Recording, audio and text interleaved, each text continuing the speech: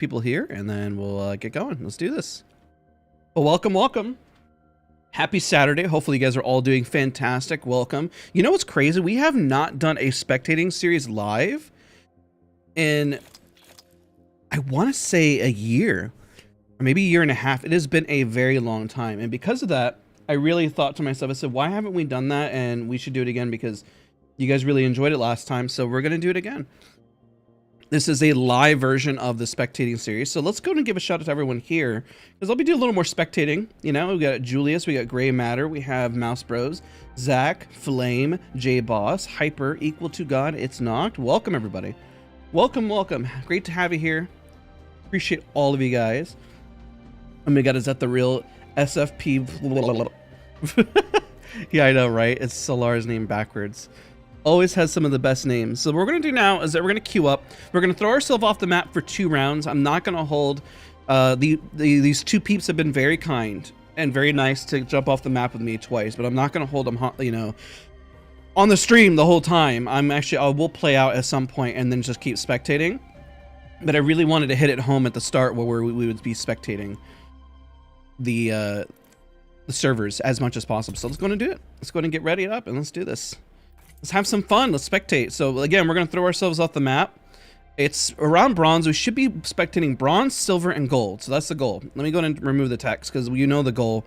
We're going to be spectating peeps and teaching as much as possible. That is the goal for today. Imagine, it's great to have you here. We haven't done a live spectating series in quite some time, so this will be a lot of fun. I learned a little bit about throwing myself off the map, that if you throw yourself off the map near, I guess, the action, which is what we're going to try to do, then you will be able to spectate peeps that are closer to that edge. So I'm going to try to throw myself off the map near, I guess, some of the action. I'm going to try. Let's see how well we do. I'll type to Crony and Anita just to pass it to me. You have a question? Ask away. We're going to be talking a lot. There'll be a lot of talking. So I have my water next to me too. I'm glad we're doing the spectating live. This will be fun. This will be fun. It's not going to be perfect. I don't get to like edit or do anything. You know, it is what it is. Oh my God, why'd they choose those badges? You guys weren't joking. You said you're going to try to wear like the craziest badges. That's insane. Like I said, you see bronze, silver, you're going to see gold. It's going to be all over the place. Okay, I'm not going to throw myself off the map here.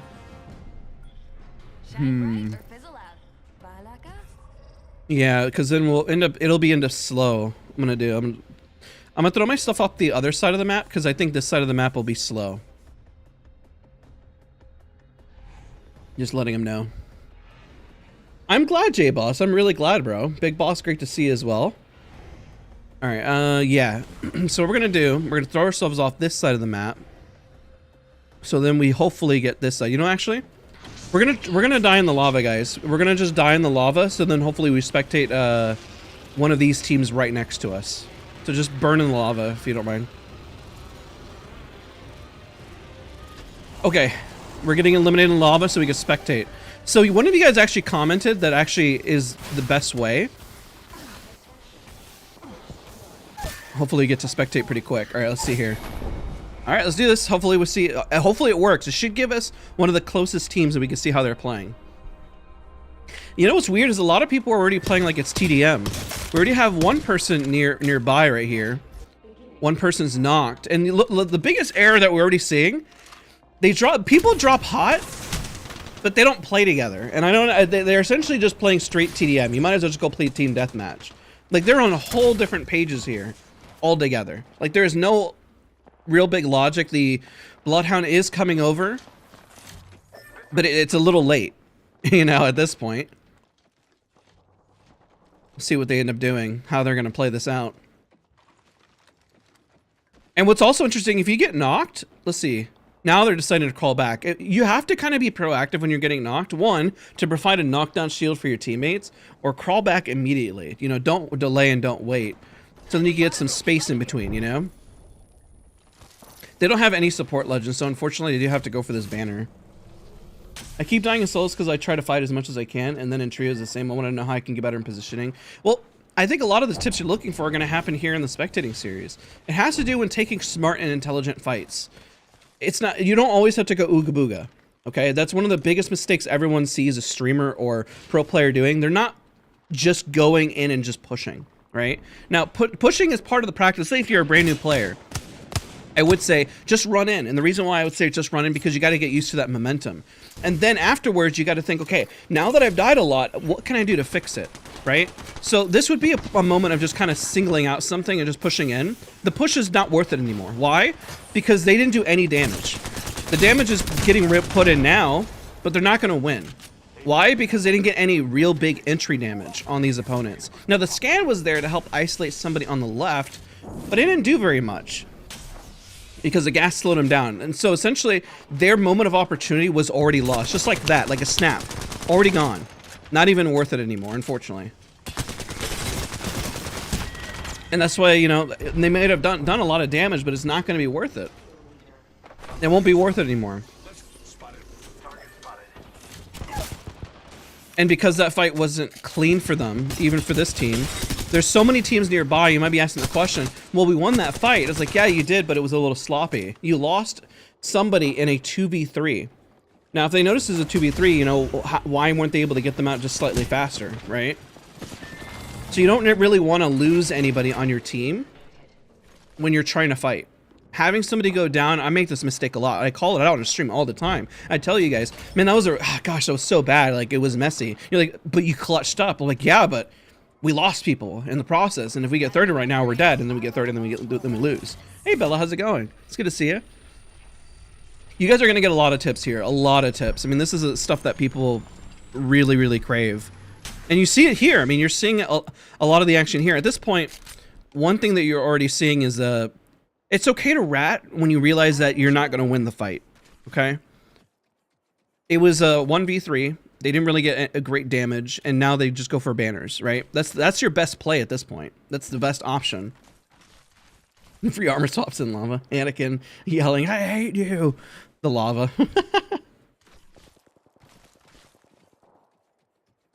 I mean, they could go for banners, but it doesn't make any sense when they could just craft them. I would recommend just running and crafting at this point. Better question, how do you get around weird teammates that can't aim or refuse to listen? You just got to play your best game and know what you're doing is the right call, and if they don't play with you, you have to play your best decision. And then if let's say they're so against it, if they are so against the process of being on your squad, and they get eliminated really early on, then you just have to mitigate the loss. At that point, maybe your other teammates with you, and then you have to go to zone and just play a little smart. That's it. Like, if they run in, do absolute 0 damage, and then start yelling on the mic, why were you pushing with me? I mean, you did no damage. You ran by yourself. You, now, it would be one thing if they ran in, they did a significant amount of damage and knocked 2 people, and they're like, please, help me, brother. And then you would say, okay, well, then how can I help my teammate? Right, but if they go and do absolutely nothing, then they created no opening, then that's on them. And then you just have to mitigate the loss. And so you mitigate the loss, so then you don't lose as many points. That's essentially the goal. I want to have good movement too to make my gameplay more enjoyable to watch. Now, this is a question you have to ask because movement should be used to heighten your gameplay, not to be used for flashiness. A lot of people who use movement don't use it properly. And the people who do use movement properly, everyone's watching and thinking that they're using it just to provide flash, right? Movement has to accentuate a decision making that you're doing to get around a corner or reposition differently. You're isolating 1v1s, like Fade does it, Lamek, a lot of people do it. It's just, you're pretty much setting yourself up. I didn't even realize they got both the banners. They didn't need to craft. Oh, they just crafted. My brain, I had to catch up there. But you'd be surprised what you can pull off. If you're getting really bad teammates, then it's just kind of assuming the lobby is bad. Or you're just really unlucky. But most of the time, getting that bad of teammates, hopefully you're going to get lucky with not the worst of lobbies, you know what I mean? Or not the worst, yeah. Should be a decent lobby that you can win in.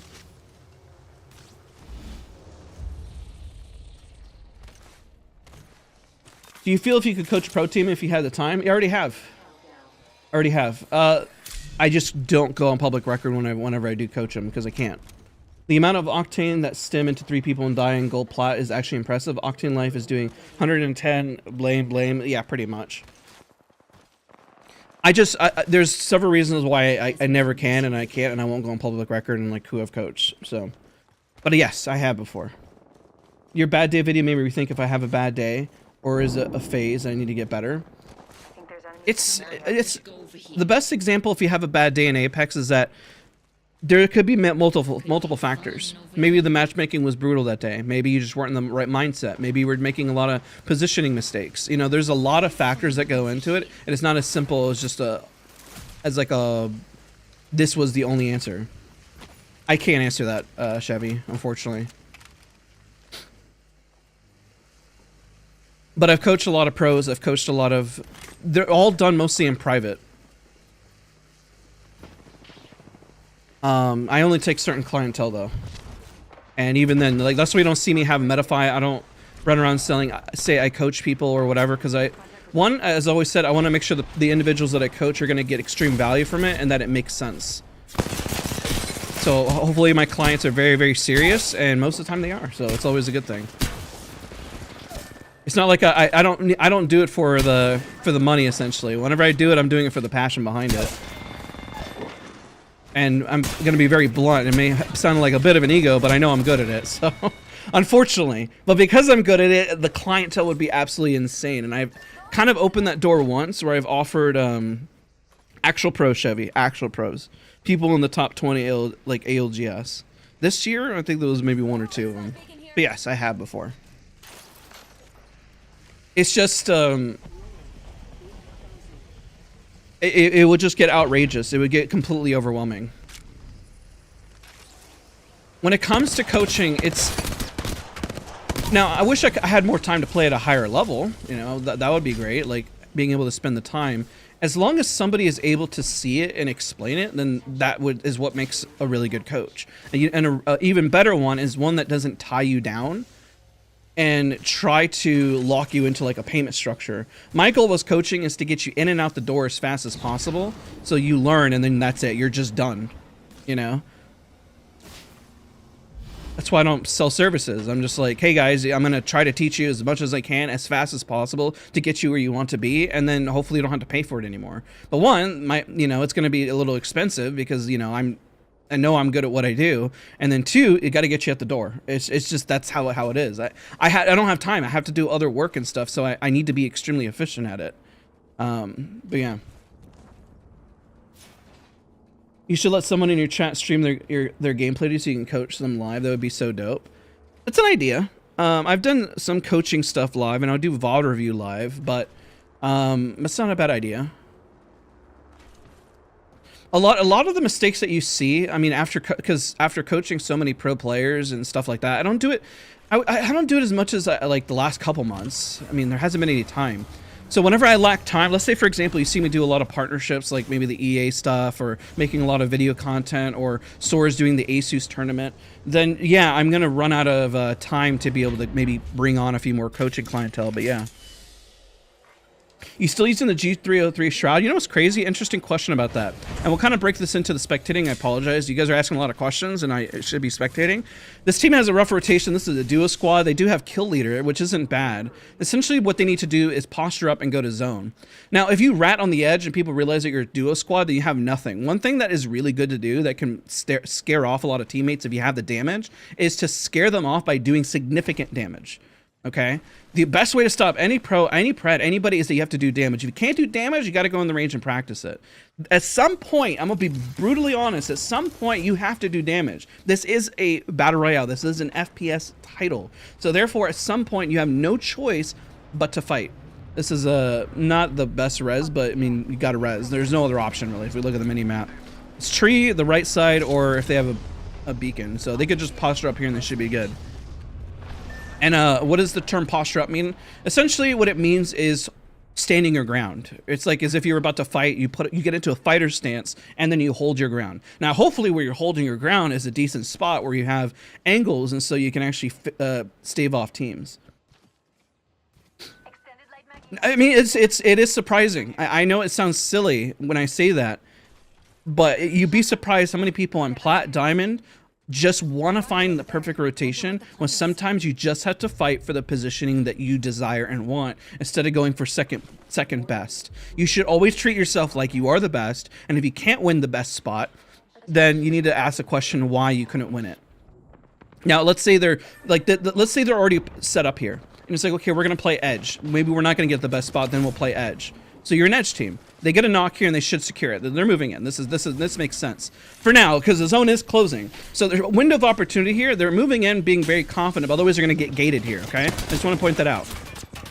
They're going to get gated in a few seconds. You got to swing that. At that point, notice the fallback is an issue here. They've already created the opportunity, but by backing up, they let the Watson go in by themselves. They just got to shove. They had the advantage. It was 2v, and keep in mind the zone too.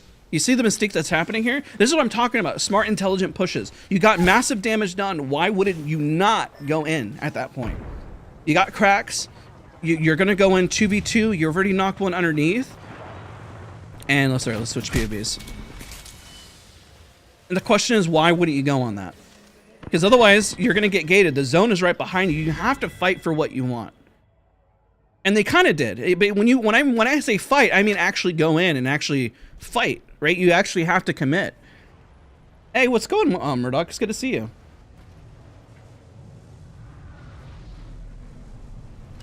I feel like, honestly, I feel like even if you endorse a good player as a coach, people would be willing to pay that player for coaching. A cut goes to you, of course. Wait, what does that mean? Well, I don't sell services. I'm not looking for money. I'm not looking to get paid for coaching. I'm not looking to advertise anybody. That's why I take my clientele, like when they message me, it depends who's messaging me and if they're one, unfortunately, because it does cost probably around a higher rate, and then I decide from there. Yeah, but I mean, you learn a lot from watching bronze. You learn a lot from watching diamond because the mistakes are what in the heck are they doing? They're just watching them? Oh, I guess because they wanted to res them. Maybe they're confused on how a res works. Interesting. And then that happens. That's crazy. This won't hurt. Hold on. Who's Lamia? What is Lamia? Hey, what's going on, Jay? Jay, it's good to see you. Okay, so the quick rundown on mice. It's all about shape and comfort. I've been testing out the Razer 8K, and I've been trying the Superlight 2, but with a 4K pulling. And oddly, I still, as of yesterday, actually went back to the GF303 after using the Razer 8K for about 2 weeks. 3 weeks. Would you recommend forgetting about super glides and all that? No. It depends on what you have time to invest time into. The first thing you should be focusing on is making sure you have the fundamentals right. The worst thing I have seen is somebody who can super glide but can't land their shots. Even worse is seeing somebody who can consistently super glide but has no idea how positioning works. You shouldn't skip steps on how to play. All right, we're going to throw ourselves off the map again. Shout out to Anita and Crony who have been very kind and allowing us to do this. I know, it's crazy. I've been using a lot of mouse. Shape is really king, to be honest. Shape is the most important thing when it comes to a mouse. Because at this point, when it comes to sensors and polling rate, the performance that you're getting is noticeable. I will say there is a difference between... You sound traumatized from my super glides. Your aim is better. The issue that you have, Nix, whenever you play... And when I've seen you play is your confidence. You lack confidence. You're actually a better player than you give yourself credit for, but the only thing that tears you down the most is your confidence when you play. And another interesting fact of most people, when it comes to their IRL personalities, also bleeds into their gameplay. Somebody's asking me, are you pro in Apex? I mean, when I first started, I was playing with the pros because it didn't really exist. And then I shoutcasted for about 2 years. Like officially, like you'll see on my broadcast, I was actually officially paid by EA to broadcast APAC North, and then like B streams for EU and then the US, and then of course I general manager of an org. So I mean, I see the behind the scenes, I see what's happening up front. I deal with these players all the time. I've organized tournaments. I've talked with pros. I've worked with pros. You know, I've been doing this a long time at this point, unfortunately. Fortunately and unfortunately, I don't know. All right, what we're gonna do is we're gonna drop in the lava again. Thank you guys. We're gonna drop in the lava again and see how that goes. It seemed like we got to see a lot more action, which is cool. We're gonna go burn like Anakin. So look, how can you build your squad's confidence to make better pushes and whatnot? Bye-bye. Don't focus on your team per se because you're gonna get random teammates every single time. Okay? because you're getting random teammates every single time, that's a variable that you can't control. But when you actually do damage and when you push, that is something you can't control. Does that make sense? From those players, most of those players that, especially on a pro level, are not going to want to coach. That is not how that really works. Most of the people I coach are going for something bigger, or maybe, I mean, they're not in the realm of wanting to go coach others. I get what you're saying. I mean, nobody has ever, like, that I've coached on a pro level, or anybody has ever, they're usually so hungry at that pro level, the last thing they want to do is coach, for the most part. Now, if they have a lot of time, then sure, like a pro player who does coach is like his Watson, but his passion is also in content creation and helping others and doing stuff like that too, you know? So it just depends on the player, but most people, I mean, it's tough. Most people don't know how to coach, and I don't even put myself on record as a coach, and I don't call myself a coach because I don't sell anything. I don't run around selling it, you know, like with a website or anything, and I don't want to be called a coach. I just, if you want it, then we'll make it happen and we'll make it work, essentially. But there's so many people who call themselves coaches, and I hate to kind of put it on blast, but it is what it is, that aren't that fantastic. Or maybe it seems like they're milking it for money, and that frustrates me. I guess that's why I try to do as much for free as possible, because it's like a lot of this stuff, I don't know why there's two of those set down there. This is an interesting situation, okay? Let's talk about this. This is another really good tip. You see knocks happening across the way. You have only a small amount of loot. So they haven't looted a whole lot. But yet they are holding height while contesting hot. Now, the downside of this, and everyone's probably thinking, well, they're playing it smart. Well, the downside here is that you're going to lack resources soon. There's only so much damage you're going to be able to put out, and so many times you're going to be able to heal before anything happens. Also, because the other team is distracted, you want to get them out. Even if you say, well, there's another team nearby and we need to wait for them, you have to go loot and get resources. Loot is so instrumental, because if all you can do is sell, let's say you can only get to sell up to white twice, and after that you have nothing. What are you able to do for your team? This is just one of those prime examples of the fear. And you have to scale and you have to make a play, because every second that passes, especially when you're in Monument and you have zone, everyone's going to start to run in, right? It doesn't make a whole lot of sense. Attention, delivering care package.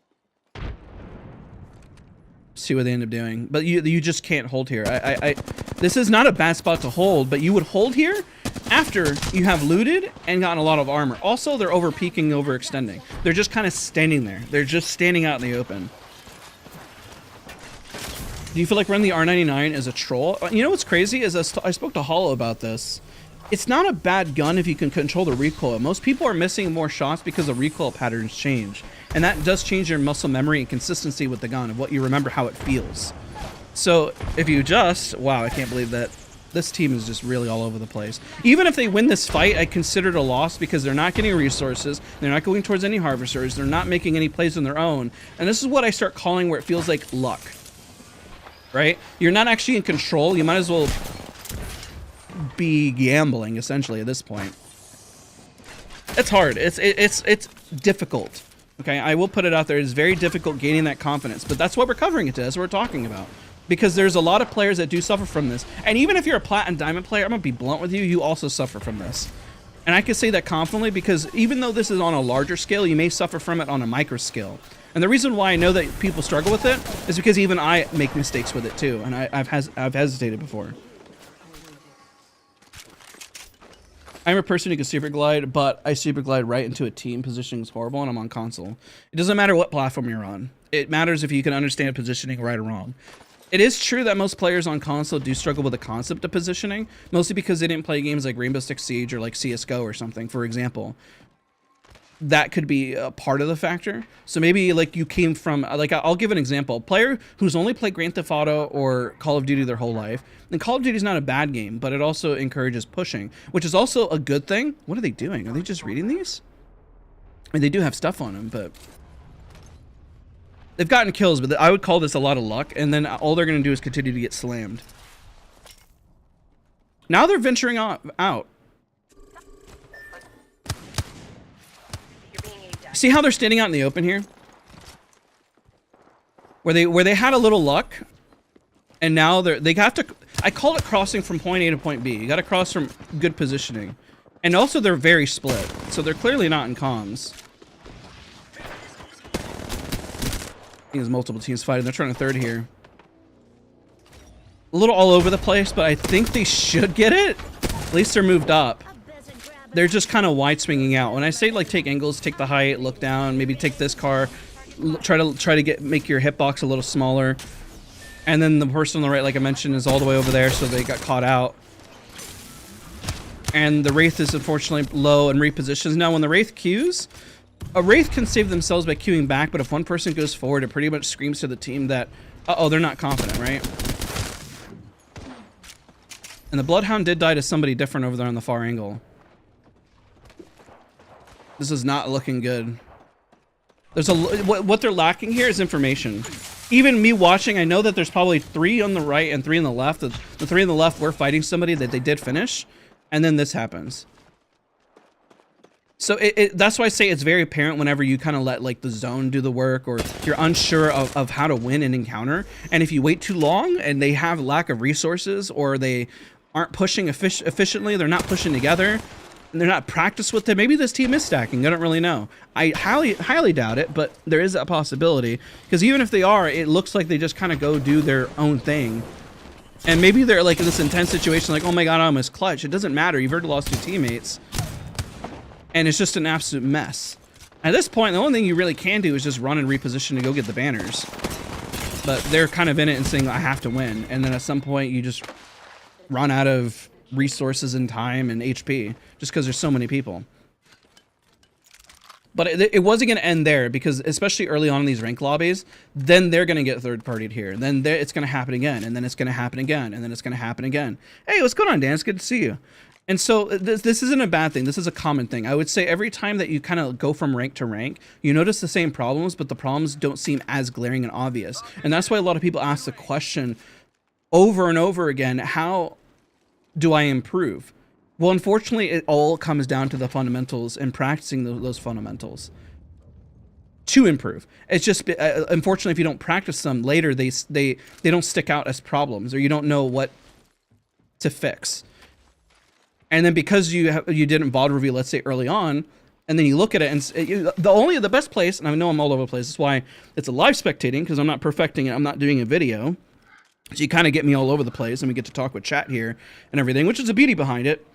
It's just the unfortunate circumstance of being brutally honest yourself fundamentals. I guess I can't say it any other way. That's really what it comes down to. We'll just keep it at that. As you get better and your aim improves and your movement improves, and then you continue to make glaring mistakes, it only makes it worse. Here's this expression, okay? This is a really interesting expression. It's going to relate more to IRL, okay? And hopefully when I mention it, that it'll make a whole lot of sense to you. Everybody wants more money, but money doesn't solve problems. It only makes whatever issue that you're dealing with that much worse. Okay? I would say the same thing when it comes to fame, when it comes to success. The things that are the best about you and the things that are the worst about you become heightened, no matter what. If you are already bad with money, if you earned $60 million, then you're always going to be bad with money because you didn't create a strong fundamental. If you were not a very good person and you were mean, and all of a sudden you come into money with 5 million, then you're still going to be a worse person. It doesn't make problems easier. You're only going to heighten what's bad. If you had a really bad relationship with your significant other, then it's only going to get worse with money. Because now you're going to argue about money, and then you're going to debate about money, and then you're going to talk about what you spend on money. It only makes it worse. And take it from me, because I have been around people who have had money. I've been around people that don't have money. I have been around some very rich and famous individuals in charge of big companies, and I've sat in the room with some prominent family names. And I've heard it straight from them, and I've heard it straight from others, that money doesn't solve problems. It can solve your bills problems, but you can struggle with bills and still be a good person. But if you can pay everything and you're a piece of crap, you're always going to be a piece of crap. That's just how it works. But it's unfortunately. Have you noticed a lot of people who, well, unfortunately, to be successful, and that we're going to circle back this to Apex. What was that port? Oh, because of the Nexus. That makes sense. No, they're all coming in one at a time. Oh no. That's I mean, the plus side about pushing a Nexus is that you could do that, but that does suck. We're going to come full circle with this topic. I believe that it does hold a lot of merit. Okay. To be successful, and especially to be super competitive, when it comes to Apex, I'll give an example. If you want to be a pro player in Apex, this doesn't always happen to be the case. I hope that most people can turn it off and still be a really good person, okay? Whenever you're competitive and you want to win by any means necessary. You kind of throw out the kindness out the window, and you have to do what's best for you at all times. Right? Unfortunately, like if you want to win, you have to pick the best team. You don't pick your friends. You pick what's the best team, right? If you want to be the best. Now, the idea is that you're able to balance that, and that's not always easy. That's why it seems like all millionaires are all pieces of crap. Well, unfortunately, to get there, they had to probably step on a few toes to do it. And if they did succeed, it probably, and they're a good person, it probably took them a lot longer to get to where they're at, rather than the faster route. So I guess it depends on how fast they blew up. This is not the case for everybody, but it does hold a little bit of weight. That Bloodhound completely pushed without any opening, but that's okay. Almost got the knock. No, he's gonna get the bat off. That sucks so bad. At least he got the reset. That's okay.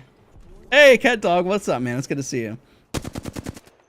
So yeah, it does take a certain individual. Now, again, it heightens the worst parts about you, or the best parts, depending if you have any sort of level of success. That's from what I've seen. I'm putting it more a little black and white. There's always different variables, of course. But I would say most of the time, that's kind of where it sits, unfortunately.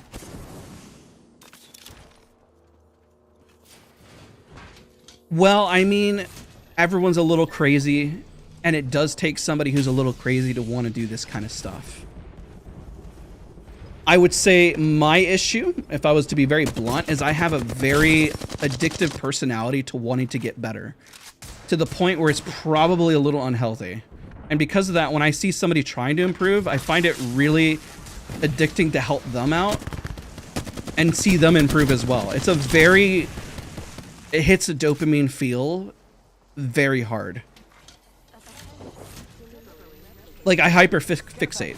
I always have, even when I did acting and singing. Like I just hyper fixate on the feeling and wanting to do the best job that I can do. I'll give an example. When somebody's really into working out, and then you just get that rush and you want to keep doing it. And so, I guess for a lot of successful people, you kind of got to have that drive, I suppose. Because it is a very addicting feeling, and I hope like. Some of the coaching I have done even for a lot of the pros and stuff like that, I've had some tough conversations, and some of them have thrived from it, and some of them have kind of quit. And it wasn't the intention to get them to quit, is that you have to be really hungry for it. Yeah, this Octane is putting in work. Come on.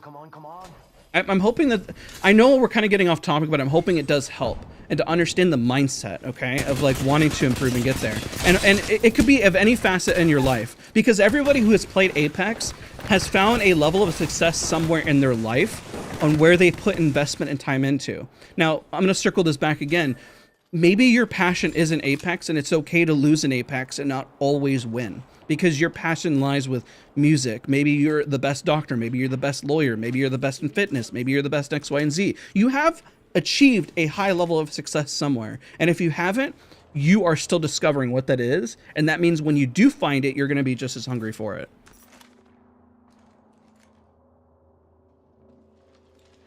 Now, you don't want to live with regret either. Like, don't kill yourself over this stuff. Also, the thing I push first and foremost is you have to be happy. This team has zone. This team should win. They're top 3, and they have zone. Unless they hunker down inside and let all the teams run over them, like just kind of place themselves at different spots, they should win. Statistically, they have all the resources. They got 2 reds, and they have a purple. But if they keep standing in this building, and they let the teams work their way in, they're going to lose.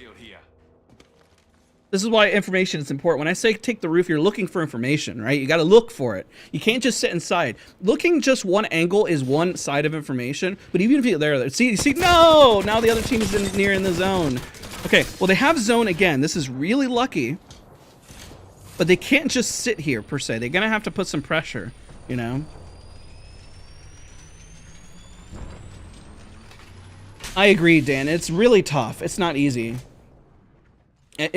I deal with the same thing too, and I will be very brutally honest. I've had days where, because the cheating problem can be so bad, I question, like, why am I putting so much effort into this? I said, why do I care so much whenever all I'm facing off against is sometimes cheaters? And it can be very demoralizing and demotivating. But I guess the only thing I can say is that I know that I'm doing it legitimately and that I'm putting in genuine hard work. And because of that, I'm able to sleep at night and feel satisfied. I assume that anybody... Oh, no. Okay, that's an overpeak. They kind of just went for it. That's unfortunate. They took the roof later, and this is the bad side. Okay, let me comment on this. The downside is when people peek like that, and they say, well, I'm never going to peek that again because I got knocked. You peek, but don't overextend on the peek. Oh, my God. What? Holy. Well, that's a throw on their part. The other team's going to third party, and then that's it. Unless the other team doesn't third party. Because they have to res. The other team needs to push like now. They need to push like now. They need to push. There they go. Okay. I was about to say, I was like, if they didn't push, then they're hard throwing. That's it. GG's. It's over. It's over. Hey, what's up, Myers? It's good to see you. I'm going to see if Anita and Crony are down for one more. I'm really enjoying the conversation, the spectating. If they would give me a kindness. Otherwise, I understand because I'm holding them. Because they could be doing other stuff as well. Maybe they are. Maybe they're hanging out watching a show together or something. Let's see if they'll let me. I'm gonna go talk to him in Discord. 2 seconds. Hello, are you guys both here?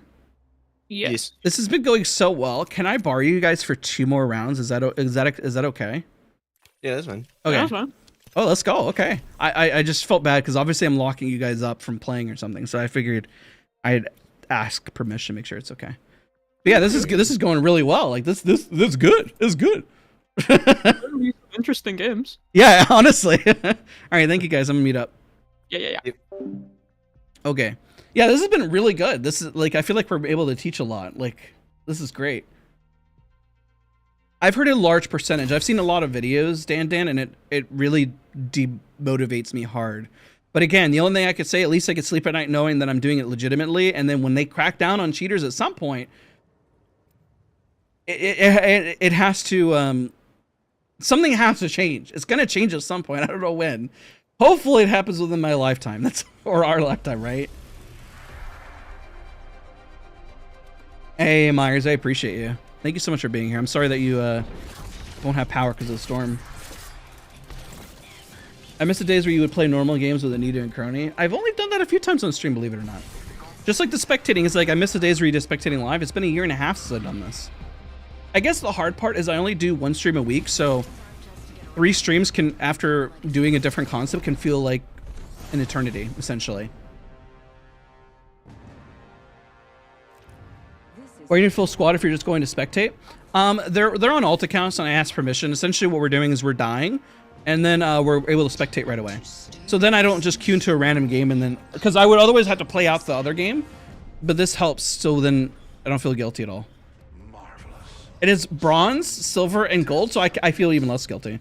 Because at bronze, you lose nothing. You lose nothing. Yeah, we'll go in the lava.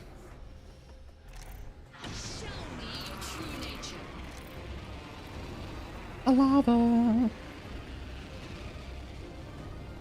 You know, if it was a higher rank, I would play it out, or I would have the full squad play it out. But at this level, it's we don't lose anything. I'm at -0.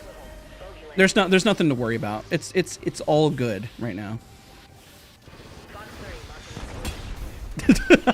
Had to push into the lava. Dylan, why don't you die to a squad to get their confidence up? Because then we'd be swaying the outcome, or like we'd be just giving them points. We don't want to. I don't want to gift a team just points right off the rip. Yeah, I don't gain them confidence, but I'd rather just spectate whatever's nearby. Okay, let's see what these teams do. This is you know what's interesting? Most of spectating, because you know we kind of play more of the edge, because when we drop off the edge or then we follow like another team, it's interesting to see teams that are just hot dropping and what they're doing. I think we got TDM over here. Let's see here. Team deathmatch. It amazes me how much people do land their shots, even at a lower level, no matter the level, to be honest. That's why you can never disrespect a team, because that res is very ballsy. Spitfire never ends. It'll never end. It just never ends. I mean, you get some crazy people in bronze too. You'd be surprised. I mean, this is also bronze, silver, and gold for the most part. Nope, you're not dying. There's so many teams nearby. I mean, there's no choice but to kind of maybe stick it, but it ain't gonna go well. I have no idea why they didn't white swing that. Also, notice how the Revenant's not giving any knockdown shield. They do now, but they should be backing up and repositioning so they didn't take gas. Don't be quick to give up. A lot of people are very quick to give up. I never really understood it. Oh no. This is definitely a new Vantage player.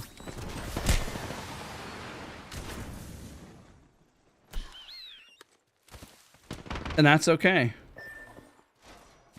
Vantage is not the easiest legend to play due to the hitbox size. She plays as if she was meant to be like an entry at the end of the day, but then she has like no benefit to running an entry. It's crazy. Is Logitech 203 any good? That is a good question. I don't think I've used that mouse, to be honest. The mice that I've been using recently are the Razer 8K Superlight 2, the G303, and the Asus like AimLab edition, which is I think the Harpy Ace. And then after all my testing, I ended up going back to the G303. It's kind of crazy. I'm gonna make a video on it. My scores are just significantly higher on it. I know I get clowned on. I get like Forby laughs at me, and he'll comment like, "Why are you using such a bad mouse?" It's not a bad mouse. It's just a unique shape. But I will say that at some point, pulling rate and all that stuff just... I can see the benefit if it was the right shape. But that's the hard part, is that you can't always get the exact shape or the exact specs that you want, even with as much technology we have these days. Oh my god, they got the jump on them. Okay, so I'm going to highlight this as a mechanic problem at the entry there. That should have been close to a 1 clip right there at the start. But they were not confident controlling that recoil. That should have been a much easier knock and a much easier play. They are lost. There's shots to the right of them, and they're not swinging that. So there's a little bit of unawareness when it comes to audio as well. Granted, I know this game doesn't... People meme and say it doesn't have the best audio, but you can still hear it, to be fair.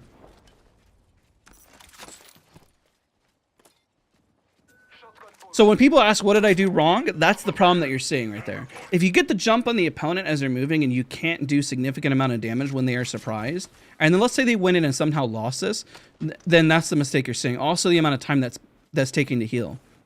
You notice this also in Diamond Rank, to believe it or not. Diamond Rank players also make this mistake. Sometimes they'll take too long to loot and too long to heal.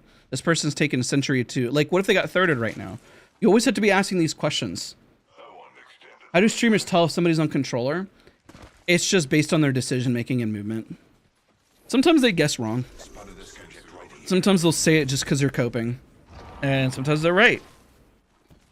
I guess this person doesn't believe in healing. Now when it comes to Solar, she's coping. They are coping hard. I'm just kidding. I'm just joking. I love you, Solar. I'm just joking. I love you. I was just kidding.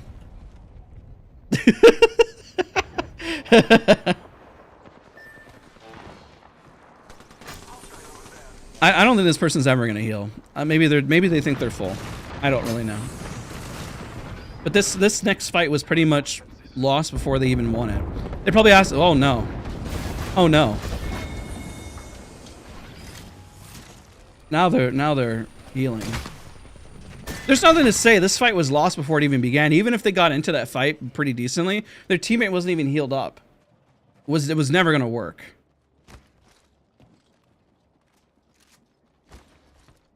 And this team is just gonna third party.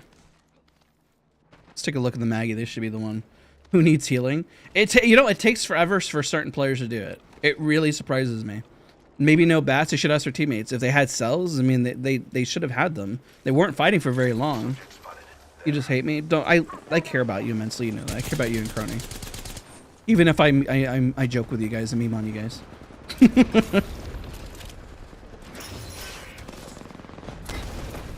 Interesting use of utility. Now, I'm going to use this as a moment to teach them on utility as well. Utility should always be utilized to heighten the decision making that you're trying to, or the decision you're trying to make. If you just throw utility and they're rezzing on the left, I don't know what they're aiming. What? It's okay. So a few things here.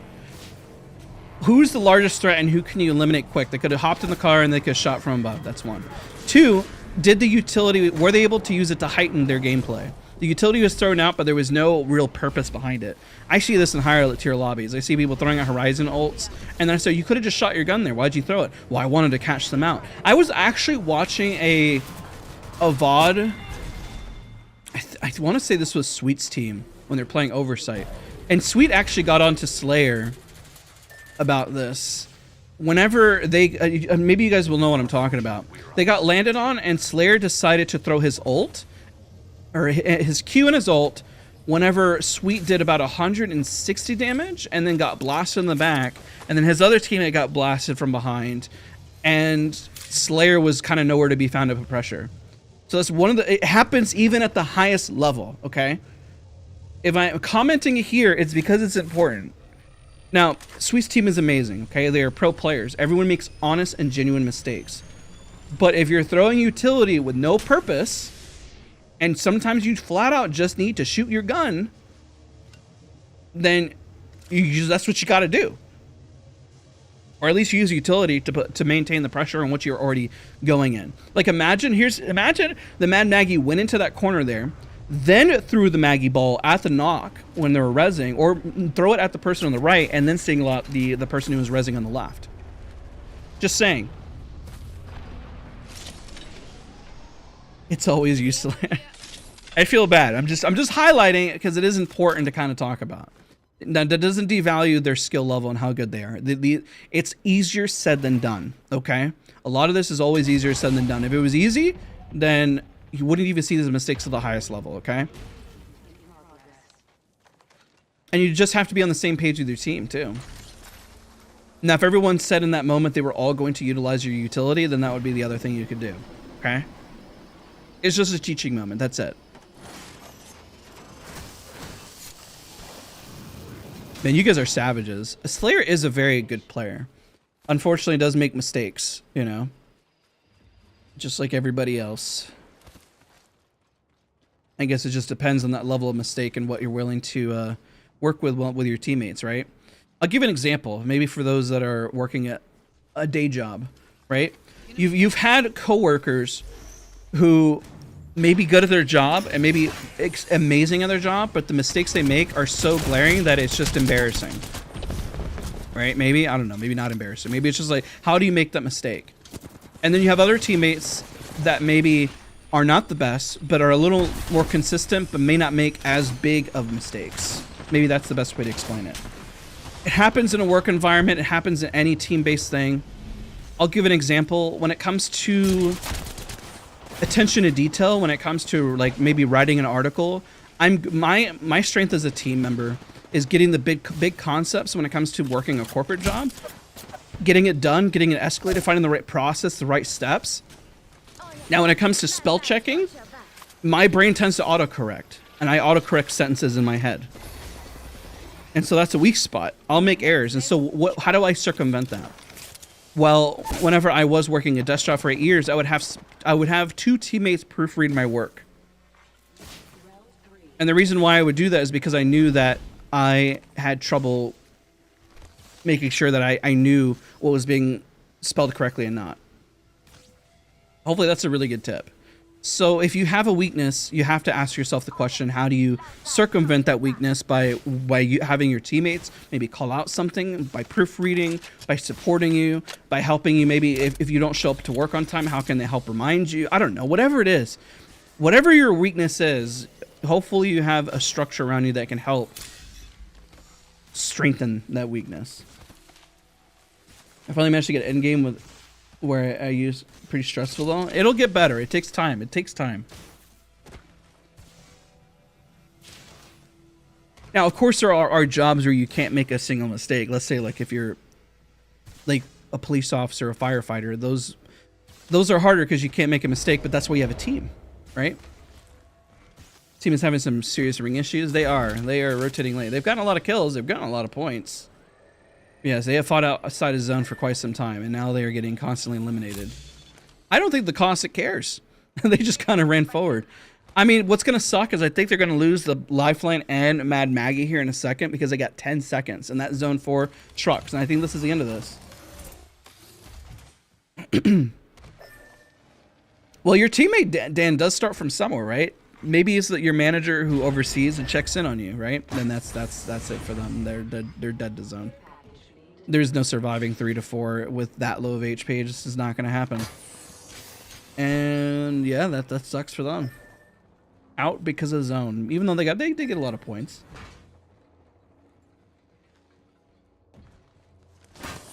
They all needed to rotate faster though. Can you explain what flush means? Flush or rush? Or push? I don't think I said. Can you give the context? I don't know if I've said flush. I'm trying to think of where I've said that. Push a team? Maybe? When it comes to pushing? You have to secure space, posturing up. I'm trying to think of. I don't think I've ever used the term flush. Flesh. Oh, flesh. Maybe that's what you're saying. Flesh? Like they're broken. Their armors are cracked. This is one thing that most people. It surprises me that most people don't remember. Wow, they managed to get both their teammates back. That's insane. It's when somebody's cracked flesh. When they have no armor. Whenever they have no armor, you want to focus that individual down because they're also going to have to deal with aim punch. Aim punch, whenever you get hit, adds additional visual clutter, recoil, jumps in your movement. It's whenever their shields are gone. So you want to focus that individual down because it's the most important person to focus fire because they are low. And even if they get in a fight with you, you don't want to face somebody who has shields. If you're asking a question, which one should you prioritize? Shield or healing? Shield first because you don't want to go into having aim punch. Or flinch. The different developers call it different things. Flinch, aim punch, you know, all those various terms. But they all, at the end of the day, are doing the same concept and goal is to cause, I mean, at that point, you're at a disadvantage, essentially. Is Vantage good not for as aggressive players? I would argue it's worse because it causes Vantages to plant. One of the biggest mistakes I see most Vantages make is that they plant heavy. They just kind of sit. They'll do a lot of damage, but they won't move off of it. This is what gives, when I see the comments, it gives Vantages a lot of bad name, is where you'll see about 150 damage done and nobody moves. Not even the Vantage, even if they're healthy.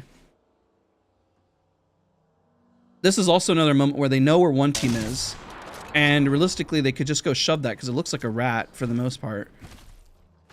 Now they're on low ground, which isn't good, but they should just secure the space. That's a massive amount of damage. They should be moving up on that. I think it's a rat. That is a lot of damage, though. They should definitely be considering moving on this. It's a little late now because they lost him. Now, there is, and I guess we'll try to play devil's advocate. There is a reason not to push if you get a knock. Let's say this end zone here. Let's say there was 7 people. And you get a knock from here, but you're holding all the way up here, and there's a team here, there's a team here, there's a team here, and there's a team here. And you get a knock from a distance. Then, of course, sure, you probably can't push. But your goal at that point is just to anchor and hold your spot. Now, for this team, this Caustic, Lifeline, Mad Maggie team can win. All they got to do is wait this team to get zoned. The worst thing that could happen right now is for them to get cracked.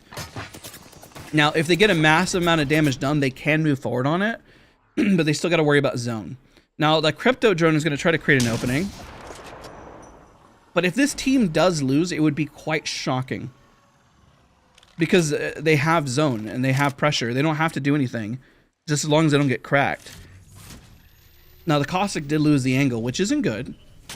The Mad Maggie is a little overextended for now. Okay, now it's fine because the caustic is watching. Overextending doesn't happen whenever somebody at least is watching your angle. Oh, that sucks. It's brutal. They got a lot of caustic barrels. There's no way they should lose this. Now there's a chance. There's always a chance, but they shouldn't lose this. They waited very well for that crypto drone, but luckily the caustic wasn't hit. Free damage, free damage. Hitbox is small. They have this. They have this. Honestly, at this point, you just need to reload that flat line. That's not good. Got a little greedy on the. And now the Mad Maggie is isolated over here, so they should swing the Mad Maggie or go push over to the right, depending. I mean, there's not a right or wrong here. Just as long as they don't push by themselves. That eBay is not doing anything for them, unfortunately. Wow. Please, please, please. Oh no. Oh no. Oh my god. What just happened? I'm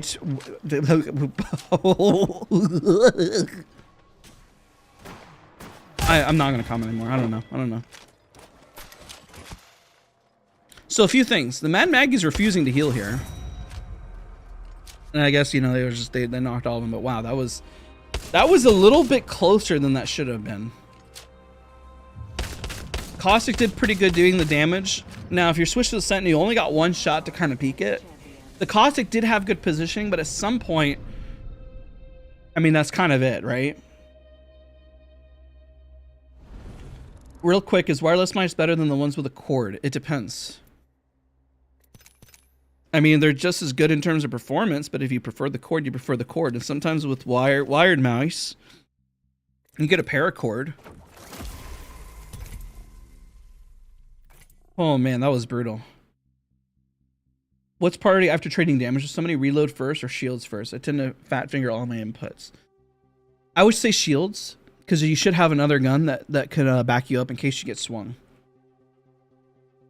But you got to prioritize heals or shields first and foremost, because then at least if they're dumping a mag and they miss shots, then you can reload your gun and then you will have the jump on them. They could have flanked. There's a few things that happened there. The teammates could have flanked to put pressure also on the open field there. Mad Maggie hesitated on the left. The Caustic held too hard. After they got their flatline spray, I mean, they were getting stared at. And this is where you have to kind of reposition. And then they bat and they kind of move back in.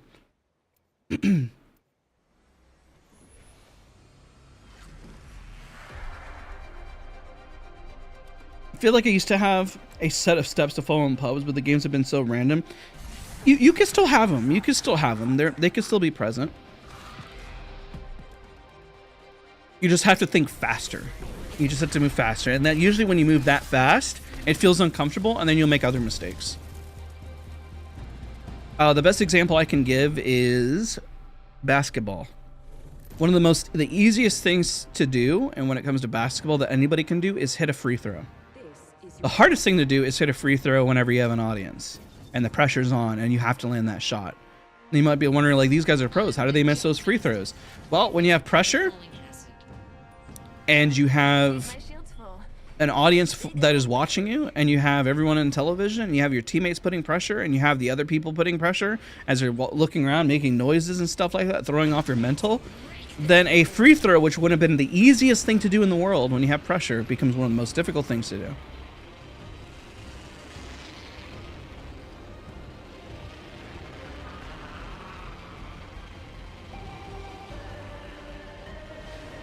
We died to lava. Oh yeah, I can drop my armor. Will this VOD be available? 100%. I never delete any of my VODs. They're always up. You can go back and see that I have VODs from like a year, like 4 or 5 years ago.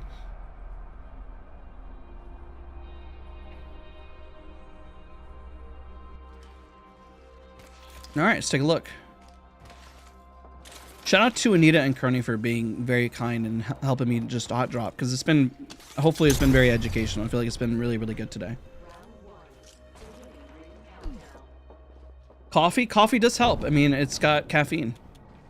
You will play, certain people will play better whenever they have caffeine in their system. If you don't take caffeine a lot and you moderate it, then its effects are a lot more potent.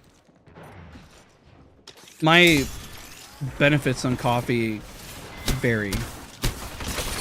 Sometimes it just makes me sleepy. How and when should you rotate, and what is good positioning? The caustic had good positioning. Their decision to rotate after they did the damage was not good. They just kind of stood there the whole time like a sitting duck. You want to maintain pressure, and then you want to rotate to the next good position.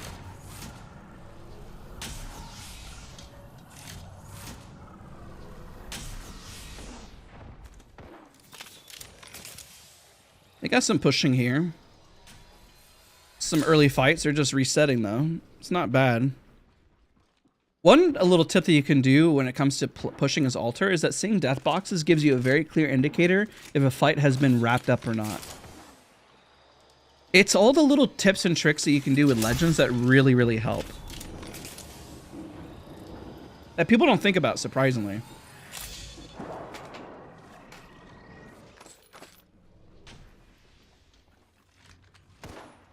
See how this team plays it out. They're kind of stuck in this building. They can't just stay here. This is an example of when to rotate. So you're asking the question when to rotate. You don't stay in the same spot. That ball was massive on accident. That was crazy. That was an amazing ult that they should just kind of move on.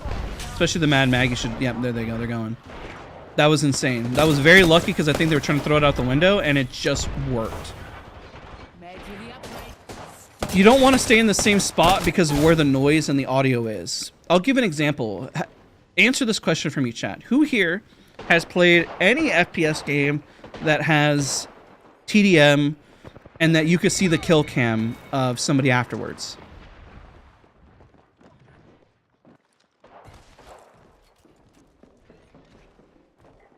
I'll wait for you guys to respond. I know there's a bit of a slight delay. I leave it on normal on YouTube, just FYI, because I want the quality of the VOD to be really high.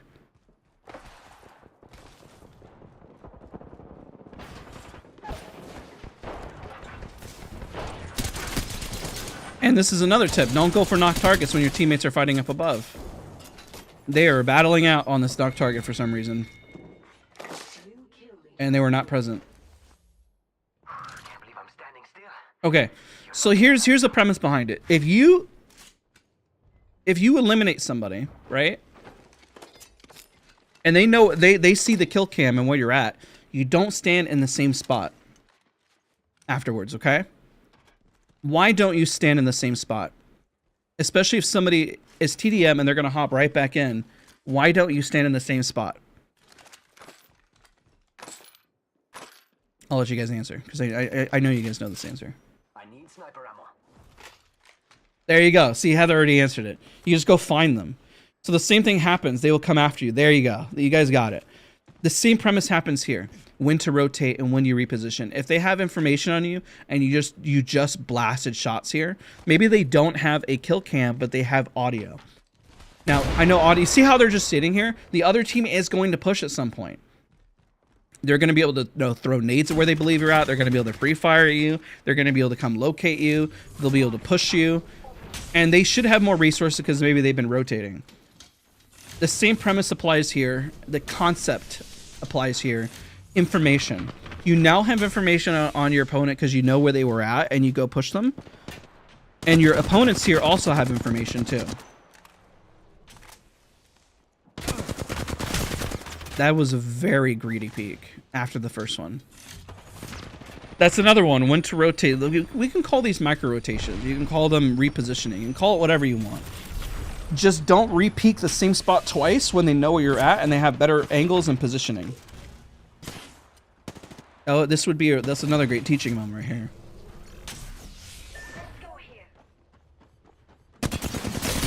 Good damage.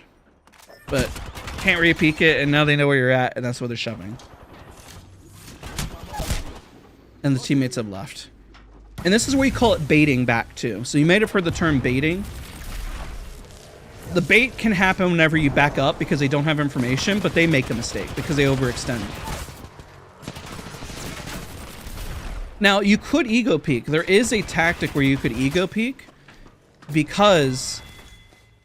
And this would be like the bait back, right? I got shot from the spot. Let's peek again. because this person, this can happen too. You can essentially use your teammates as bait. So there's a few things to learn here. There's a lot to break down. We've only seen a little bit, but there's so much to talk about here. Let's say that you have a teammate that isn't very good, okay? Let's say you have a teammate that isn't really popping off, and then they get cracked for free. Then the enemy team will shove and give up their good positioning that they did have, and they'll push up. And they will make a mistake, and that can be the bait. You can use somebody who may not be as good, or somebody who can get pushed, and that could be the ability to make a counterplay. It happens to the best of us, unfortunately. It happens at high levels. We see it with pro players as well. Whenever they move back, maybe they get dumpstered on, and then another team pushes up and says, oh, we can win this, and then one of them gets caught out of position, one of them gets isolated out, they don't push properly, and then everything just goes haywire.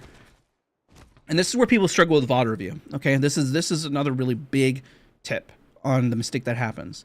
Because they see that their mistake caused their team to win, they don't understand why it caused them to win.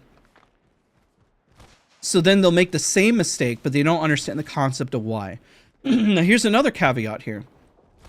If you happen to improve, you will become less of the focus because your positioning is better. If your positioning is better than your teammates, excuse me, gosh, if your teammates better than if your positioning is better than your teammates, therefore you are going to be less focused. Now, if you happen to be pushing up more damage and you pull focus, think of it like World of Warcraft or like an MMO, like pulling aggro, right? What type of aggro are you going to pull? Are you going to pull aggro because you're doing the most damage? You're going to pull aggro because you're the one staying out in the open. You're the easiest one to eliminate. Optics here. Close range. Explain how? Because they got caught out. They pushed up, they didn't isolate, and they made a genuine mistake. It's the same thing baiting back. The other two teammates were further back. Remember, we noticed that the Newcastle was in the building by themselves, but the other teammates were further back, and then they pushed at different angles, and they had no idea where they were at. And because of that, they lost the information on winning the fight. So one person just got caught out, probably getting blasted at a corner, at an angle, and it just didn't work out for them, unfortunately. And the Octane was able to come in and do significant damage. And then you could have said, well, maybe they whiffed. But yeah, that whiff does make a big difference. I was watching a VOD with when Verhulst was trialing Designful. And they lost it. They got one knock and they still lost 3v2. I believe the call was for them to hold. When realistically, I think it might have been in their best interest just to shove. Because there wasn't any teams nearby and they had their backs cleared. Now, live together, die together. The problem is that whenever the Designful threw his tactical down, I believe he was on Horizon, if I'm not mistaken, then they got separated. And that's usually what happens when people push, is that they get separated out. And that's what causes the mistake. But it's understanding that. And that could be that's the hard part, is understanding what went wrong and why. And I know that you're asking the question why, and that's kind of why we're talking about it. I really want you guys to have this skill set to understand what went wrong, so then you can fix it. If you are in the position to say what went wrong and understand it, then at the end of the day, like let's say you whip all your shots there, right? Oh my gosh. Then you know what happened. Like they got the jump on them, but oh my god, the amount of shots that were just whiffed there was insane. And that's okay. Stuff like that happens. At least you know what to fix. Okay?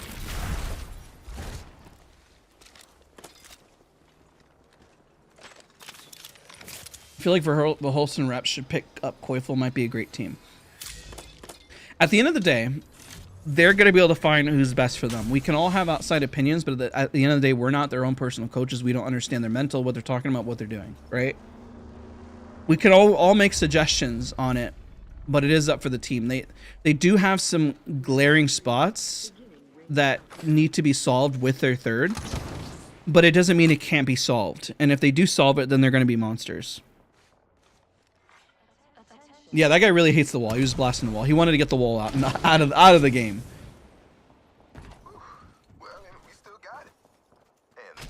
It's why I try not. I'll use examples from VODs and stuff occasionally when pro players play, and then the mistake has been kind of discussed. I don't like to just insert myself into another team's whatever you call it, dynamic, and then to say we know exactly what they're supposed to do. We could talk about maybe some instances when they're fighting and break down the decision making, sure, When it comes to higher level stuff, like who should they get? Why is this team struggling? Why are they doing this? There's so many factors because it's a battle royale. It could be their team synergy. It could be what their coach is trying. It could be the legends that they're playing are not heightening their skill set as individual players. You can get a general concept of each of these players and talk about their strengths and weaknesses. We all have them. And try to make the best assessment, but at the end of the day, team synergy when you're at the highest level is probably one of the most important things. When they're calming, are they moving on it? Are they making decisions together? Are they what is the unsaid comms, and what are the things that they're acting upon without communicating and making fast decisions, and what things are they making glaring mistakes on? It's not as a simple one-to-one all the time, and people try to make it to be on the highest level. And the best idea here is, like, I guess you can use this as an example. The Newcastle got eliminated, and this could be the next bait for them, but now they have to res, and they're going to get shoved. The tactic of baiting back isn't working like it did before because they have information on them now, right? And they're going to lose this fight. This is over. Like, this is done. No matter which way you spin this, they're gone. They should get pushed here, unfortunately. So you see how it didn't work this time whenever they got baited back? Because they weren't baiting back this time around. It was just a mistake. And that's it. That's unfortunate.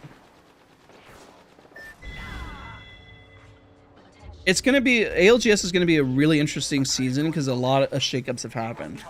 And sometimes those are really healthy too. It's good to have shakeups. Not have the same team win every single time and then having other teams get excited and hungry, you know? Why do you run into zone? Panic. He panicked. So before they were positioned behind the Newcastle, but the Newcastle got eliminated, the best thing they could have done is backed up. Like they did before. But the same thing happened. They didn't understand why they won before. Right? They just know that they won the fight and that they did well.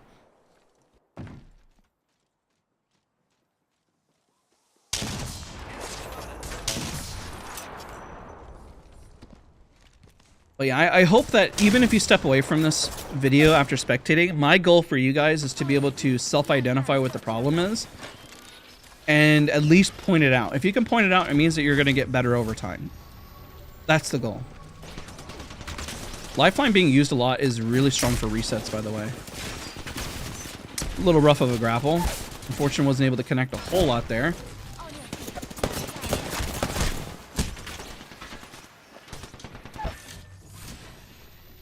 Lifeline going for the res again, maybe.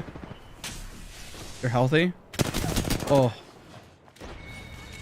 They kind of left the lifeline out there. I mean, they got the other knock on one person, but they kind of let them to kind of fend for their own for a minute. Yeah, anchor goes down, so does the ship. That's 100% such a good reference. I like that reference. Now, if the anchor goes down, it could be bait. Could bait, you know what I mean? Maybe all the pirates are trying to push over and take over the ship, but they're actually prepared and ready.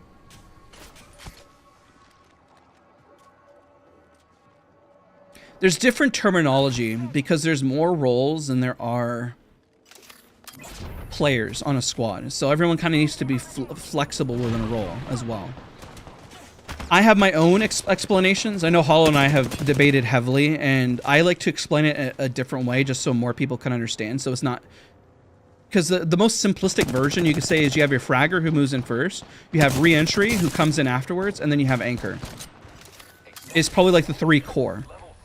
But there are other things that happen within a squad in terms of what those responsibilities are. Now you could put it as if it was a job description and what they're supposed to do after the fact, but there are different roles. Instead of somebody who refrags, you may have somebody who plays off angle. You may have somebody who flexes between both anchor and re-entry. You may have somebody who just plays support. And you may also, whenever you're anchored, have your entry play what I like to call a floater role. Who kind of floats outside of the zone or outside of the area to kind of bait and look for information, right? Somebody has to kind of venture out to garner information, how many teams are nearby, who's nearby, assess who's the biggest threat, and so forth. Which you could still classify as entry, but it is a different responsibility they have to hold. And sometimes they forget that. Let's see if they're willing to requeue again. Or Casey. Oh, let's go.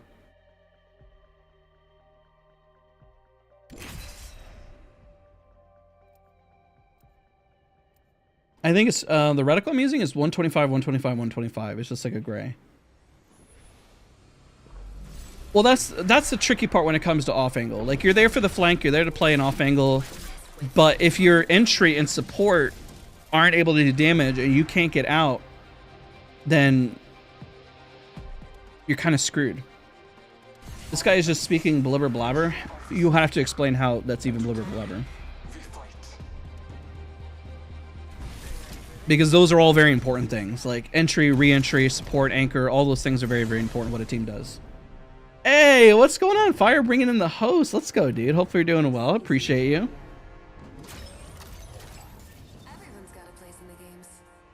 Maybe he's speaking about somebody in chat. I don't know who he's talking about, to be honest. Everyone's got different terminologies for it, but at the end of the day, like, I can go in the range and show you exactly what it is, you know? Unfortunately, there's nowhere to burn myself here. Fire, thank you so much for the raid. If you guys haven't and you enjoy Call of Duty, gotta go support Fireborn. Watch his channel, support his channel, subscribe to his channel, show him some love. He's been absolutely killing it. Where am I gonna drop myself off this? I'm trying to figure out where to drop because there's no lava here. I guess we'll drop ourselves this way. We're gonna fly off this way. I think they're gonna fight. Just drop off. I'm gonna drop off this way. I'm gonna drop off this way. Drop off this way.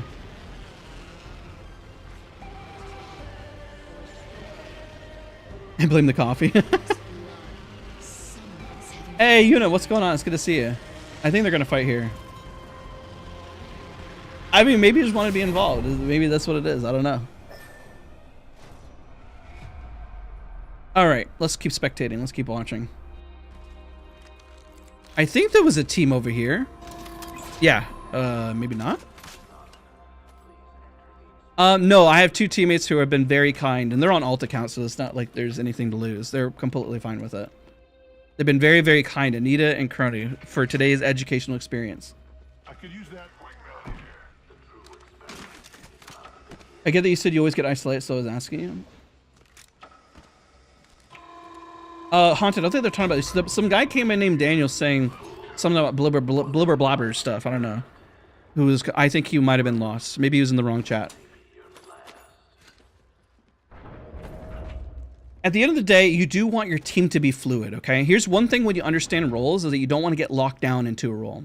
I'll give an example. If you have somebody who says, I play anchor, I'm just anchor, I'm only going to play anchor, but they're the most healthy, and if damage has been done and they don't want a re-entry, then you have a problem because then they're not playing as a team. They're not playing fluid. So understanding team roles is important, but if you're not willing to pick up the slack in another area, then you're pretty much screwed. I would smoke you in the range. Well, hop in the range. We'll hop in the range after this. We'll do it. Even if you do smoke me, then that's a great educational moment. Let's see what you know. Let's see what you can teach. Add me after this round. We'll 1v1. Not underscore sore underscore Daz. I love the people who hop in and they say that. I would smoke you. Let's do it. Let's make it happen. We'll do it afterwards, and it'll be a great teaching moment. Now, if you're a god among men, and all of a sudden you're crazy, and you just know exactly what you're doing, then great, and then it's a great teaching moment still. It doesn't matter if I win or lose. We're just trying to teach. That's the whole point of the stream. If you can't get behind the teaching fact, and you're like, I'm so good, go make content, man. Go do this. Like, then you should be making content. If you don't want to make content, you just say that you're better. I guess kudos to you. Congrats. I don't really know. I don't really know what you're looking for. Hey, what's going on, man? It's good to see you, MGR. It's good to see you with a hot cup of coffee. We were talking about coffee just a minute ago.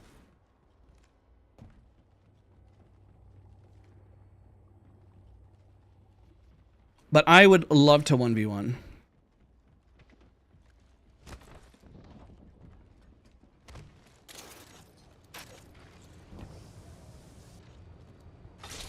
That's funny. But we'll spectate out this round because we're already in it, and then we'll 1v1 afterwards. One thing we'll do in the range, we'll grab an R99 and a wingman. And then we'll get red armor. And then we'll 1v1 in that little 1v1 area.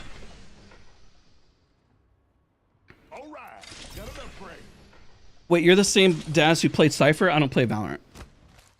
I thought this team had a team that landed on him. Or are you playing into a dude small man syndrome? I think it's a great teaching moment. I think there's a lot to learn from it. Even if I lose, it doesn't matter. There's still something I can teach. I can point out and say, I lost mechanically here. How do you make your thumbnails? My friend does it. We've been working together for like, oh my gosh, I think it's been like 7 years, dude.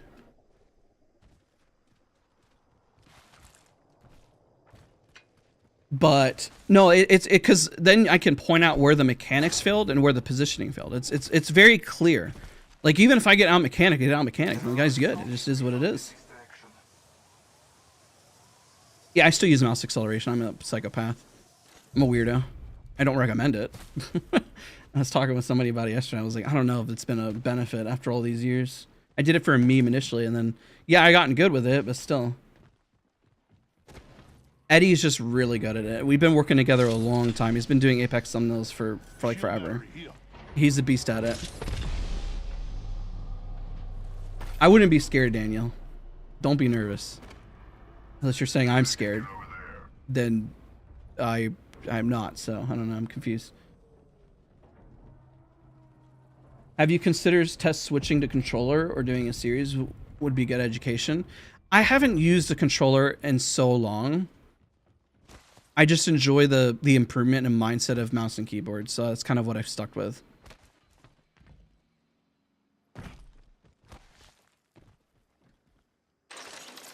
You have any tips for or strats, etc. for ranking up? I keep getting top 5 games with like 40 points. What rank are you? You assume when you're saying that, it sounds like you're diamond or something, diamond or plat.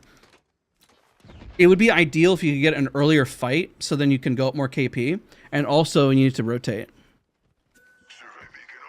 We hear you shaking your boots over there. I know, right? I'm so scared. What's the worst that happen? I lose on the stream? I told you we're spectating, buddy. Add me. We're not going to stop the show. We've already gotten it around. Relax, man. You get to play on my time, on my watch. You hopped in stream. Add me. Right as soon as this round is over, we're spectating, because we have 2 people. Crony and Nita have been very kind. And you're gonna get your shot. Relax, relax. It's all good. You get to show off and express how good you are at the game in just a minute. It'll be fine. But we're spectating. That's what we're doing today. Now, are you trying to back out? You're gonna have your shot, and the VOD's gonna stay at forever. Let me give you the incentives, the exciting parts. The VOD is gonna stay at forever. So if you win, that's so exciting. You get to just always have that in your back pocket, and you're gonna be able to show it off. So yeah, I don't delete VODs. It's gonna stay there forever. So get excited, get hyped, man, and don't run away. But we're spectating. I can't believe I didn't give him instant attention, L streamer. It's crazy. Yeah, you get to play on my watch, bud. We're doing spectating. We don't bend what we're doing just to you. I'm still giving you what you want. He probably left. He probably got nervous. That's crazy, dude. That's actually crazy. Well, does anybody else want a 1v1 and we could use it as an example? I don't know. Anybody else want to hop in his place? Dude, will not 1v1 Anita. She's too crazy, dude. Like, legit. She's like one of the best 1v1s in the game. Like, that's somebody who I will lose all the time to almost. There's no satisfaction. It's a great teaching moment. It's a great teaching moment, guys. We're not losing here. There's no losing, I promise. Anita's just crazy with the mechanics. It's crazy. I've faced pros. I even 1v1 Hollow. But like, Anita's insane. It is insane. Hey, he's still there. Wait patiently, Dan. You're on our time. And then you're going to it's going to happen in the VOD, and then you go start your YouTube channel, and it's going to be great. All right, so let's keep watching the rest of this. So hasn't been a whole lot of action because they've just been rotating. Which at least they're moving in. It seems like they've caught out a team. They're in zone. Yeah, they're in zone. They've gotten some resources. They have some stuff available to them, but I mean, it's not the best encounter. They popped utility early. Wow. That's insane. Should a lifeline ever be entry? Ideally, no. The reason why Lifeline, I think that they're a little lost on what they're doing here. That's okay. Sure, we can. I want to keep it spectating, but we'll try to knock out a few of them. Maybe next stream we'll do nothing but just 1v1s against like peeps, and we'll turn it to educational stuff.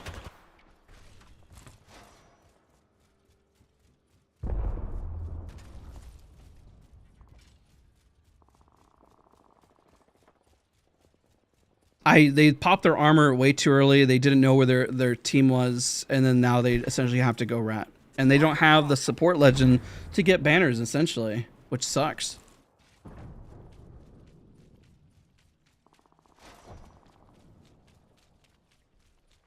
That's very unfortunate for this round. And they haven't even healed yet.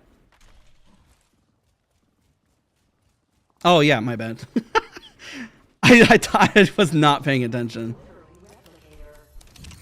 Good correction, chat. My bad. We have a Gibraltar.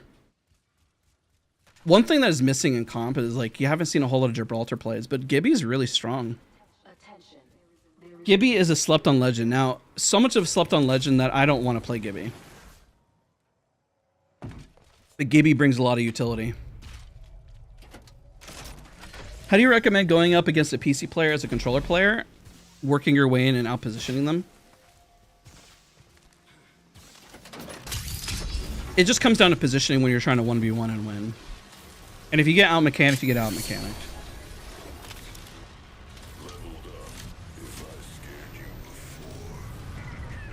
You got the res, they can go back in, top 8.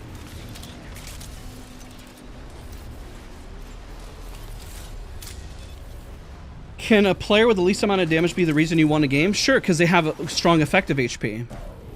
Just because somebody's poking from a distance doesn't mean that they're doing strong effective damage. Now, they're maintaining pressure on other teams, but were they able to get the damage whenever it mattered when pushing on a squad? 1v1 Daniel with Gibby? Oh god, that would suck. Hitbox is massive. I mean, I guess it would be a little unfair because of the reduction in damage.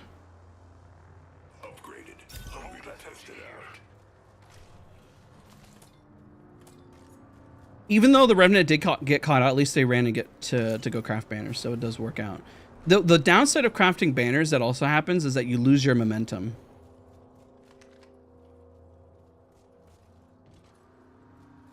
Hey Ryan, what's going on, bud? It's good to see you. Appreciate you. Is there a need for a support legend in team every game? No. Sometimes having the support people will play more passively, and if they didn't get just like a clean entry, they'll just run away from the fight, which is also bad too. Because then you're setting yourself up for failure. I mean, if you run a support legend, hopefully you have the intention to always win every single fight.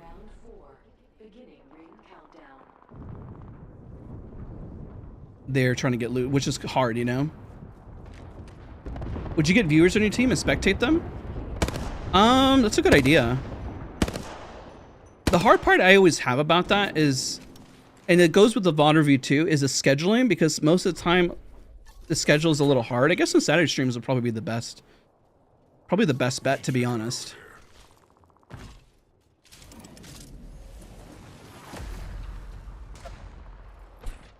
That's also the mindset. You only need a support player if you plan on dying. But if you don't plan on dying, then you're pretty much golden. But it can be hard to reset from it. Now, support's not bad if you run into a tight spot and you've gotten a lot of kills and you do need the reset. Let's say you run into a cheater, or you just happen to at some point, sometimes you run into bad luck and you want to mitigate the loss, right? Or you want to be able to get the chance to third party and go back in.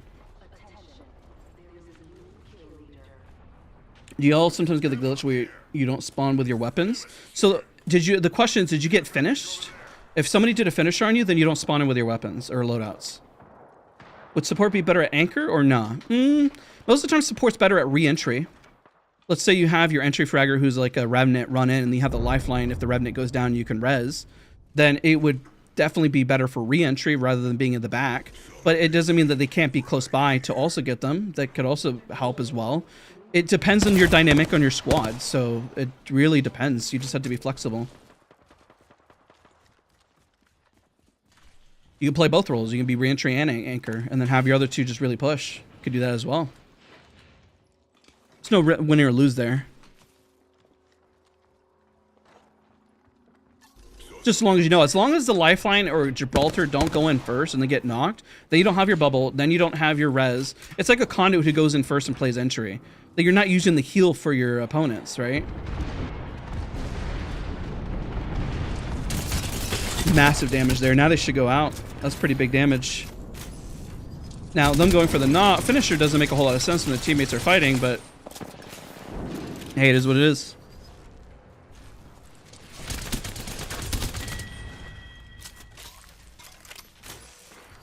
What are your thoughts on Diddy? I have no idea what you're talking about.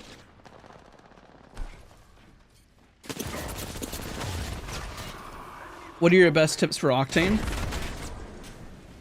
Don't overstim and over-aggress. Most Octanes actually at least push, which is good. Just don't make the mistake of aggressing so hard that you might go. They actually should just go out and push. The Revenant needs to actually face plant this.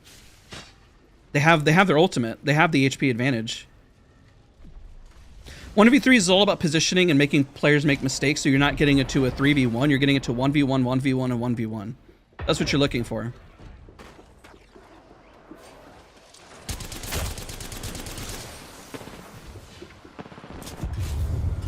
They do have to rotate here, but if they wait out at least a second, then they can probably push up on us. Not impossible.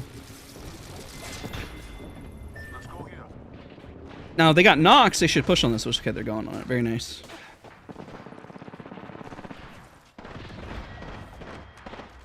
Yeah, if you get finished, you won't spawn in with guns. This team has to rotate. They're going to die to zone. They didn't fight together, which is okay. Happens. It's harder to do if you're playing solo queue.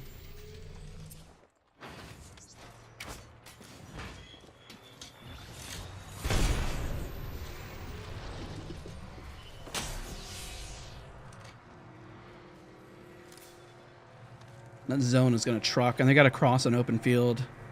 This is where it's like the zone is just doing more work against you. I had no idea that guy asked. I don't know what's going on with that. When do I get time to look at the news or whatever's going on? I don't know what's going on. I have the time. I just live in my own bubble. Apex, work, wife and kid.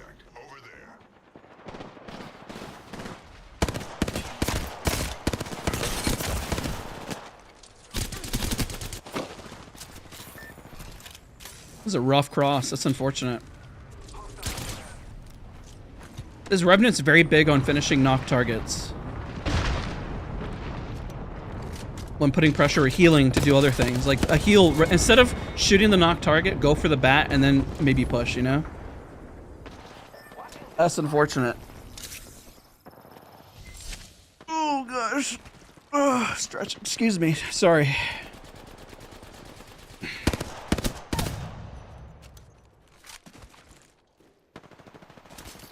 I mean, time. At some point, once you got all the concepts, you just need time. You can understand how to do something, but all you need at the end of the day is sometimes time. And that's hard if you don't have all the time in the world, you know?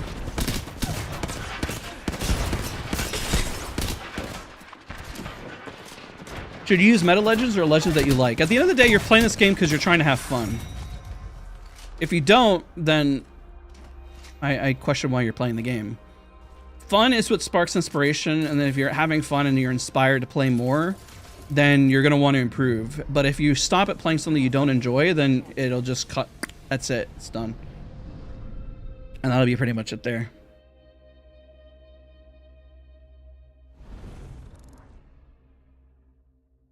All right. Let's do this. Solo queue pure pain. I agree. All right, where's that Daniel guy? All right, let's see if we can get. Hold on, I'm gonna see if I can get this Daniel guy in here. We'll give him like a minute, and we'll ask questions in chat. All right, Daniel, just add me, not _sore_daz, or I'll just add somebody else you wanted to 1v1. Just add me. I'll give like a minute or two. Otherwise, if I sit here, then clearly the guy didn't wait or care. And if they don't care, then I guess that's just on them. Because this would stay forever as a VOD. It's like I'm giving all the incentives. Like, dude, it's like a free shout out, bro. It's crazy. Just do it. I don't have the invite yet. I mean, he could have already like added me, and they haven't. So I'm not really sure where they're at.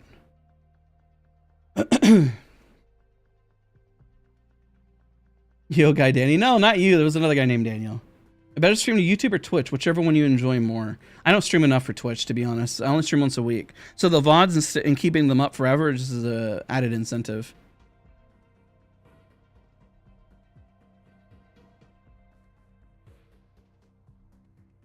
I think you're right, Ray, but I'll give them another shot. Anybody else want to hop in just for once to kind of teach some concepts that we've been talking about? I don't mind like taking a little like segue here so it doesn't feel like we're doing the same thing the whole time. I think it's healthy to kind of switch it up. And a 1v1 you later? Maybe. Usually I get really busy. So this is like this is the best time because like I'm not busy unless we're like if I'm willing to break away from spectating, you know. But you know, BP, it's fine because we can get somebody else who's interested. Yuna, hop in, Yuna. Or anybody at this point, like literally, or Panzone, whoever adds me first, just add me. Let's do this, dude. I think Daniel was a troll, dude. I don't think he cared, but I kind of want to take the segue break anyways because I think there's a lot to teach and we could talk about all that stuff. Is this EU or NA? We're in North America. If you're on mobile, Apex Mobile, Apex Mobile doesn't exist. Anybody, seriously, just add me. Add my name. Like, hop on your computer, just add me, please, please.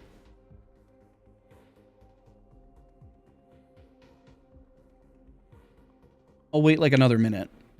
So I saw there was 2 people that were interested, but you gotta just add me. And I know I have it like. We'll leave the group real quick. I'm gonna leave the group real quick. I'm gonna take like, oh, okay, that didn't work. I'm gonna leave the group. Are you guys still free in like 10, 15 minutes? I'm gonna teach some concepts and then come back to spectating. Does that work? I don't hear them in game. Sorry. Oops. Sorry. Say again. Does that work for you guys? You guys can say no. Yeah. Okay. Yeah. He said he's good too. Hey, let's go. I appreciate you guys. Sorry, I just noticed I was muted. All right. Thank you guys. Okay. Nearly there. Okay. We're going to teach a few things here, and we'll talk about the various roles, and we'll kind of talk about everything. We'll also talk about when people are too nice and everything. Quick 1v1. It won't take very long. This will be like our little intermission here. I think it's funny when people like, I'll call them out. Like, if you really want it, like, but you're going to be used for educational content. Maybe this is him. Okay. Which one is which? I got 3 friend requests. Which one is which? Which one is Daniel? Are any one of those Daniel? So I have Yuna, and then I have Panzon. Hey, what's going on, Double Derp? It's good to see you. Okay, so I saw Yuna say yes first, and then I saw Panzon, and then Miron, I see you said it, but you're like 3rd. So I'm gonna have to go with one of the first 2. But I need to know which one's which. Can you guys type what your names are so I know which one to kind of like go with? Okay, so obviously Panzon hasn't added me. Yuna, which one are you? You're Galactic? Marusha's me? Okay. You're Galactic. Did you add me already? I think Daniel did leave. I just figured I'd put it out there and we'll see. I'm just trying to be fair whoever's first. Otherwise, I'll just grab Marush because he was pretty fast. You are Galactic. Did you I don't know if you added me though. Otherwise, I'll just grab him if that's okay. Because then it's maybe it's on my EA Play. Let's see here. Hold on 1 second. 1 second. 2 seconds. 2 seconds. Oh, I see you. I see you. Okay, I got it. There was also this other person. Maybe this is them. Okay, I did see him in the EA app, so I tabbed out and I found it. Okay. We'll do you, Yuna. Marush, I'll try to 1v1 you. You were also one of the fastest, so if I do it off stream, we'll do it off stream, if that's fair. Yeah, I accepted all of them on EA app. I didn't realize that they would go through there, so I spam accepted. If that Daniel guy is still here, now's your shot. Otherwise, I guess you're getting replaced. Oh, there it is. He invited me. Okay, switch to the range.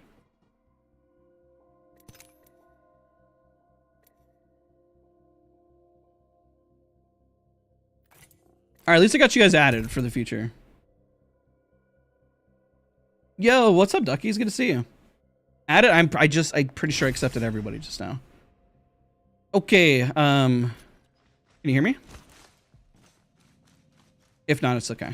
Okay. Grab a wingman R99. I feel recharged.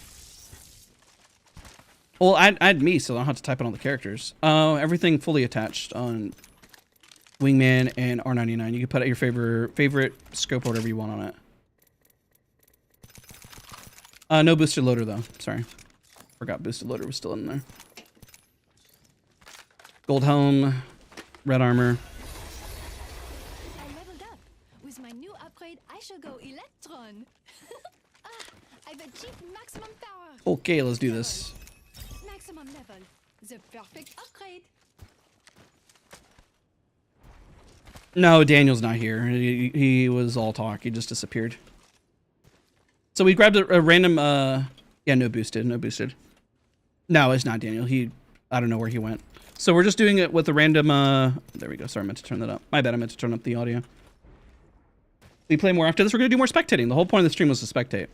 In terms of 1v1s, you're different, Daniel, Danny. You're a different Daniel.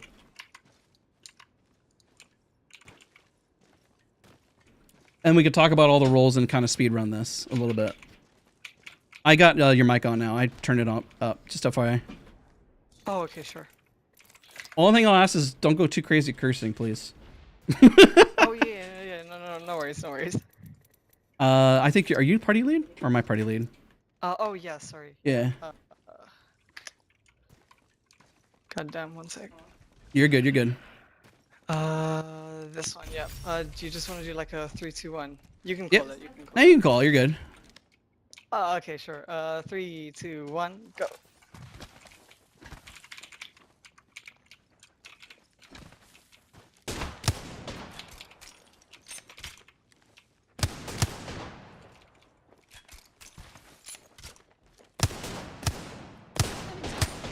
I can't land anything right now.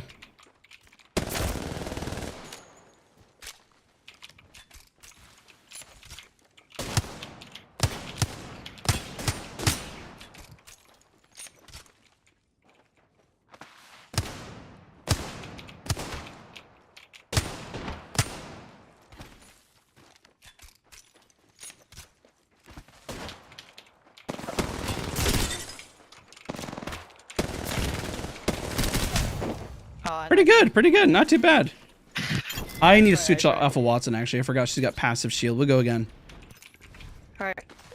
Play altar. Not the passive skill's not gonna be the reason you're winning. Sure. I forgot about it, though. I was just thinking about it. One more. Worries, And then we'll be able to teach a bunch of stuff. Okay, ready? 3, 2, 1, go.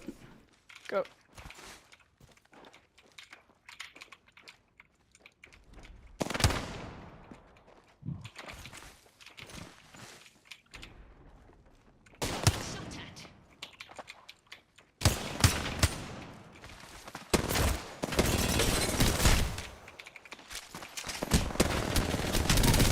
Pretty good. Not too bad. There's a few things to teach, though.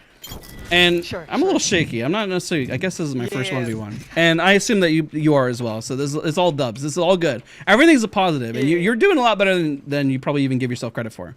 So we're going to teach you a few things. One thing that you've done really, really well is that you've taken a lot of good head glitches. And good taking like angles and everything, okay? Yeah. So I'll give an example. So let's say when you were up here, you held this position, which was pretty smart. Because then you're kind of forcing either the 1v1 or for me to give up positioning. One thing you'll notice is that I never really gave up positioning, so then you can pretty much take like a easier, fair, I guess you can call it, clean win. When things started going south is whenever you started peeking this way. Now, when you started peeking this way, and when you peeked this way, why is this not as optimal? I'll go in third person. What, like... No, I didn't understand, sorry. Whenever you're peeking from this angle right here, Yeah. and then I'm behind this, so let's go to recreate it. So you're right here, right? Okay, yeah. And let's say because you're right here. Because I don't have a head glitch. Yes, there you go. So a lot of what you can read when an opponent, now you can out mechanic me, right? And you could out aim me, but at the end of the day, I'm making the fight much harder for you. Okay? Right. And so the biggest thing is to never give up positioning. And now you'll notice, why did I give up positioning and push you? Need to select an upgrade. Health, right? Yeah, once I got the advantage on health-wise, I should win the fight. Now, if I lost, that's just mechanics, and I just got to improve my aim, just flat out. Like I just sucked. Okay, and that's okay. That happens, but at least if I got the advantage, I got the advantage. Now, when I went up here and I was pretty much 1v1ing, and I just essentially kind of was hard throwing. Wait a minute, hold on 1 second. Oh yeah, from here, yeah. Okay, I'm just checking out my sense, making sure. I did change it a couple days ago. I was using .31. Now I'm using .39, so a little faster. I changed that because my aim lab scores are better, but now I got to translate it in game. So this is a clean 1v1 at this point. I mean, you could have out mechaniced me here, but notice that I didn't keep taking it. I kept going from angle to angle. So now whenever you're making decisions in game, now this is just a 1v1, okay? When it comes to in game, you have to make really smart decisions to be able to get the jump on everything, okay? Yeah. Okay, so now whenever you're doing this, what you need to do is think about positioning, okay? This is the first big advice I'll give to anybody, okay? This is what I call the basics, the fundamentals, is like of anything. So when you ask this question, is this good cover? It has to be black and white. The answer is this good cover right here? Yeah. I mean, Perfect. From this position. Yeah, exactly. Just pretend there's somebody in the opposite at all times. What about right here? Is this good cover? Yeah. Perfect. What about right here? Is this good cover? Yeah. No. Yes. Because look at the head glitch. Here, I'll show you. So stand right here again. Yeah, from here. Yeah. There you go. Yeah. Now it has to be fast. So what about right here? Is this good cover? We're going to speed it up a little bit. No. All right. Is this good cover? Yeah, it would be. Yeah. Is this good cover right here? No. What about right here? Yes. Yeah, that would be good. What about right here? That's good, yeah. Now, you're kind of seeing it now, where it's just about speeding it up. You got to speed up that process. How much do you think about escape routes? All the time, at all times. Here, I'll give you an example. What we're gonna do is we're gonna start from point A to point B. Now, keep in mind, all these are exercises, okay? You have to take the exercises and apply them on a larger scale. Just because you do a 1v1, even if you 1v1 and say, what we're gonna do is 1v1 and just slide out in the open, what are you trying to practice and isolate there? Okay, you're isolating mechanics and getting the jump on somebody, right? So your goal is to always apply these exercises on larger scale. So what we're gonna do now is you're gonna start from one position and then I'll work my way in, okay? You're gonna work your way in. Yeah, I'll call it like scaling a fight, pushing into a fight, working your way into a fight. So just let me know where you're gonna start from, and then you're gonna know where I'm gonna start from. I'm gonna work my way in. Okay. All right. Give me anywhere. I'll just start on the top of this building. I feel like that's common enough that someone will just hold it. Okay. Where do you want me to start? Anywhere on the map. Doesn't matter where. Oh, okay. I think like here. You got it. Okay. I'm gonna work my way from there. You want to give me further back? Make it a challenge. Point further back. Okay. Somewhere further. Same direction. Just point further back. Point further back. Make it harder. The roof further off. Okay, perfect. I just want to make it a little more challenging. Okay. Okay. Yeah, sure. So this one is actually a little easier, to be honest. The reason why is that I have the head glitch already right here. You have a head glitch. Yeah. So even if I was like, let's use your example. Because you gave me the door, right? Yeah. You said I have to start right here, right? Yeah. So essentially where I need to work my way in from, I actually wouldn't even push right there. I would kind of slide right back down. Because and then use this right here as a head glitch. Oh, okay. And then afterwards, as I scale, then if I get the crack, then I can move in. The reason why I was asking for more space is because you need more space to kind of work your way in from, okay? Because otherwise it's just, I was looking for more steps, 1, 2, and 3, right? Otherwise, if I'm back here, then of course I can use the head glitch right there and kind of work my way into a fight. But it has to be fast. You have to think fast, right? I'll give like an example of one that might be a little tricky, right? That maybe people don't notice as obvious. Stand right here, and then I'll work my way in from on this side over here, just as an example. Because this one's a little tricky for people. There, yeah? Yes, please, if you don't mind. Okay, yeah. This is great, just free coaching. Thank you. There you go, yeah, no worries. So let's say you're standing out in the open right here, right? You don't really know where to go, okay? I'll explain as we move in, okay? Let me turn off, I'm going to turn off push to talk because I'm having a hard time pushing to talk, and then I'll go first person. You can shoot me if you want, okay? Yeah. Hold on 1 second. All right, open mic. There we go. Because I'm over here doing push to talk. Let me turn off third person. Okay, ready? 3, 2, 1, go. So I work my way up over from the right-hand corner over here because the head glitch is much smaller. Afterwards, I'm going to work my way up again, but I'm going to go over to the tree branch over to the right, not the left side. If I go on the right, then I keep my hitbox small. Hit you for 45, hopefully that you're going to sell. Then I can move over to the next tree stump right here, use this as a nasty head glitch, and then afterwards I move up to the tank right here, and then use the back part right here as we're moving in, and then I can find a nasty head glitch, and if I get a nice crack, then I can essentially, you know, move up and then port and then take the 1v1. That's what you want to do.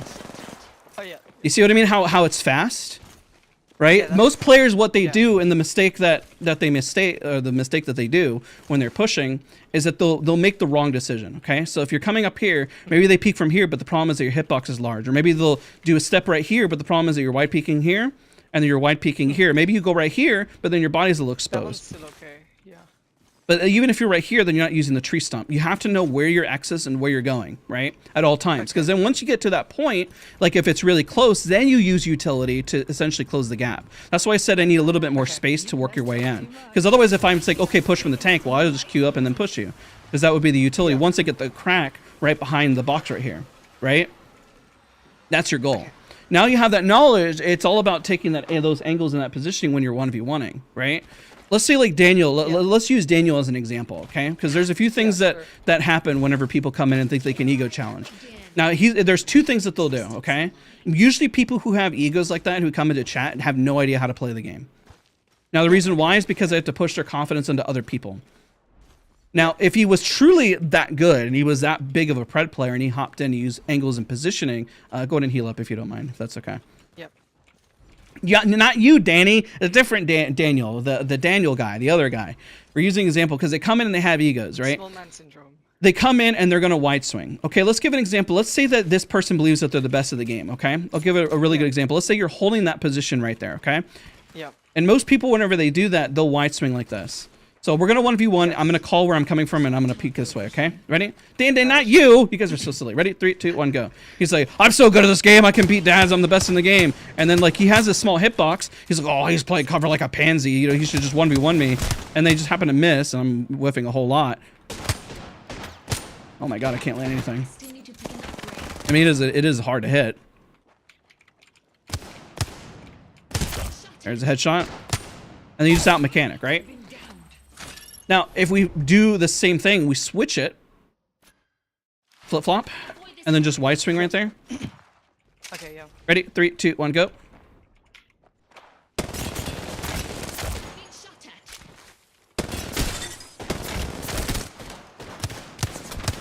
Now, I pushed afterwards because I got the health advantage, right?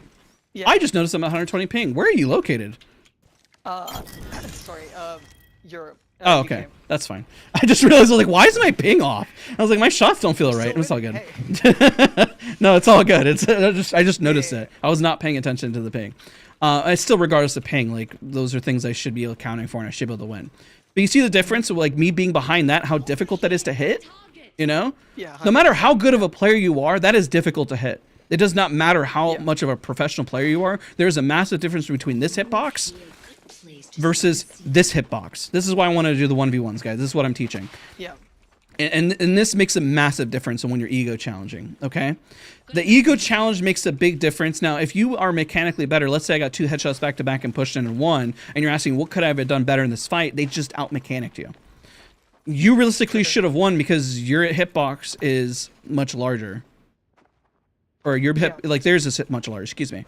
Like Here is smaller, yeah. And yeah. you're bigger. So you're just playing the odds, right? You're just playing statistics, and that's all it is at that point. Now, when you're in game, this is a lot more complicated because there's different variables, okay? You may be in a 1v1 and maybe they wide swing, but if you're putting pressure, what if the other guy's flanking from behind and using you as bait? Yeah. That's a tactic, right? Now we're implementing tactics into the gameplay as well, okay? What if this person doesn't wide peek out, goes for a small hit, then repositions, and then you push forward, and then you realize that there's an opponent up here, right? Tactics. Now we're going for bait. Now we're playing different tactics to win. 1v1s are an isolated experience, and sometimes you may out-mechanic. Maybe you'll do fine. Maybe you won't. I don't really know. It doesn't really matter at the end of the day. What matters is that your fundamentals are strong. I can tell that you're taking the right decisions by using those angles and using it to your advantage. Now, one thing I didn't get to test that's important is that you're probably asking, when do you push, right? So let's go to recreate. Let's just say that you win, or like, I'm not going to try to hit you in this next one, okay? I'll shoot around you. But I want to see your timing on whenever you do push. Ready? 3, 2, 1, go. Okay.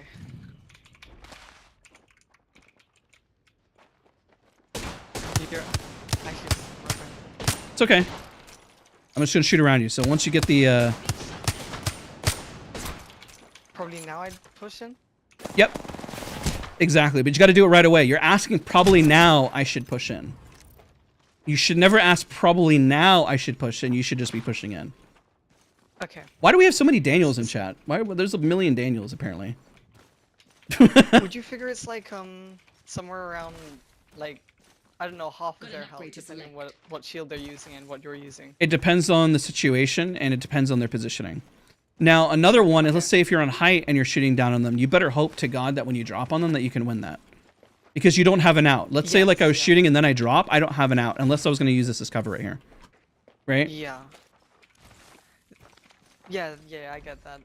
I have had those sort of situations where I'm on height, like with my team, but then, like, we had no reason to drop, but we just kind of had to for zone, and we just get screwed. So is it like if they're flushed, you push? Ideally, yeah, because then they're going to get aim punch. Or maybe there's a few from crack. Let's say I hit you for 45-45. It's only a few more shots until you're flush, and it doesn't matter how good you are. Realistically, the aim punch from the game should give me the advantage to win the fight. Now, if I whiff, I whiff. It is just kind of is what it is at that point, you know? If you get on mechanic and you lose, I'll give an example that if this happens, let's say you're using proper cover, okay? Here's another example. Yeah. So ready? I want you to blast me. Ready? 3, 2, 1, go.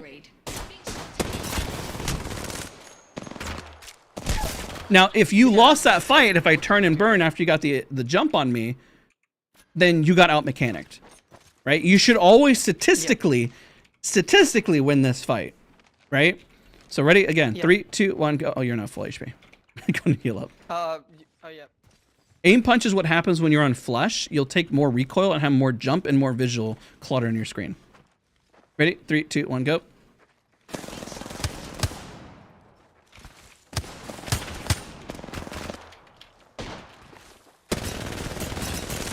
God damn. So you lost the fight, Nice one. but you should have won. I'm just giving an example. What did you do wrong? It's just mechanics, and it's okay. But you got the jump on me. Yeah, okay. I'm just giving an example, and those are okay. Sometimes you may not be as warmed up. Maybe I'm not as warmed up. Like whenever I whiffed over here, I know I'm missing shots. I should do better. I should be better. I know I'm better. So you just put the time in, you practice. It's okay to lose those encounters, but at least you know what happened here. Right? Now, let's say, for example, you're standing out in the open right here, and I'm standing out in the open, and you VOD review, and you ask, like, wait a minute, why are we on equal footing? Yeah, you got the jump on me. You better have had a really good jump or been really confident with a devotion in your hands to win this encounter. Yeah. Right? Yeah, okay. Does that make sense? Yeah. So I want everyone to understand. Yeah, So let's talk about roles at the same time, okay? Speedrun roles. Entry fragger is going to be the first person that moves in. So let's say they move in, and they're here, and they do damage, right? The person afterwards, after the person does damage, will re-entry from a different angle or maybe the same angle. Let's say they swap roles. Maybe the entry was here. They back up, and the re-entry comes right back up to that same spot. Now, the downside of re-peeking it is that you're giving them information. But if you're able to kind of move in as a re-entry to a different spot, then you maintain pressure. Now, the anchor would be somebody who's probably all the way in the back this way, right? Let's say they're in the back over here, and they're anchoring the spot, and they're putting pressure on you over here. So the entry and re-entry over here while the anchor's over here. Now, another role that could happen, let's say the entry and support... Like an advantageous role, right? Like advantageous position. Ideally. Somewhere they're doing something. That's why you're anchoring the spot, because I hope that they're anchoring its God spot. Right? Yes. You're hoping that whoever's anchoring, like, let's hope to God that the person who is anchoring isn't anchoring a bad spot. Maybe like, I don't know, I'll try to give an example. Let's say they're anchoring just right here. Like, this wouldn't make any sense, right? Just throwing it out. I've seen crazier stuff, to be honest. We've been spectating. We've seen insane things, okay? So the anchor would be back here. So we have entry, re-entry, and then we have them back here. Now, let's say that off angle would be somebody over here, right? Now, the downside of having somebody at off angle is this. Let's say your team realizes that I'm isolated, and entry and re-entry are failing. I'm hoping to God by the person who's playing off angle, and they can do this. They could wide swing. Let's say you're putting pressure and they're distracted. They go in and they go for a nasty flank. Okay? I should pick an upgrade. So you have to, but it has to have momentum and it has to have purpose behind it. Okay. Now, when we talk about the other role, let's say that you're anchored up and holding, and then you have the entry, not necessarily entering, but floating around looking for opportunities. Now, you could put this under the job description of entry. Maybe they're over here looking around and they're backing up, but they have no desire to actually push forward. They're just occupying space. The last thing you need is for all three individuals to be on top of each other right here, anchoring. Right? You need your entry and your re-entry to be exploring space and occupying space, because let's say the zone was closing and they're working their way in this way, right? It'd be ideal to have an entry here, or sorry, entry here, and then re-entry here, and then having anchor up top. And let's say all your teammates are stuck behind over here. That's bad, because then we can nade you out. We could, I don't know, throw a Maggie drill, and this is where you start seeing the pressure. Maybe they'll start doing this. Maybe they'll ball you as they're moving forward and everything, right? Yeah. And then you're all stuck in one spot. What do? This is why you have off angles. Let's say they have all that pressure and you're getting bullied, but your teammates are flanking up top, and then they drop down, and then the tables turn, and now your teammate has the upper hand as they're crossing out in the open towards. Now, let's say they take that angle and they miss. Mechanics. The play was there, you miss your shots. That's all it is. Right? Okay. All right. That was a speed run, very, very fast. Maybe not the most efficient version of doing this, because it is live and all just based on the fundamentals. I think most people that I face off against, I'm going to be very honest with all of you guys in chat, you're a lot better with your aim, and you're a lot better than you actually give yourself credit for. The biggest thing that's missing is your positioning and your game sense of when you're taking these fights. And the reason why is you have no fundamentals and understanding of when to push, why you're pushing, and why you're doing certain things. That's why I say most people who come in chats and say, 1v, they don't know what they're talking about. Because any pro player or pred player doesn't need to put their ego out there because they know they're better. I've never had any actual real pred player want to put it out there, and if they're either a sociopath or they are that desperate and hell-bent on fame because they can't get anywhere else because they lack personality and they're, I guess, bluntly a dick. Nobody wants to watch them. If you're not a good person, most people aren't gonna want. Like, think of any pred player and they're just mean to people, saying, "Oh, better than you. You're all of you guys are trash," and whatever. It's like, okay, like nobody wants to listen to that all day, so they're just desperate for attention. Okay, that's just kind of the reality of it.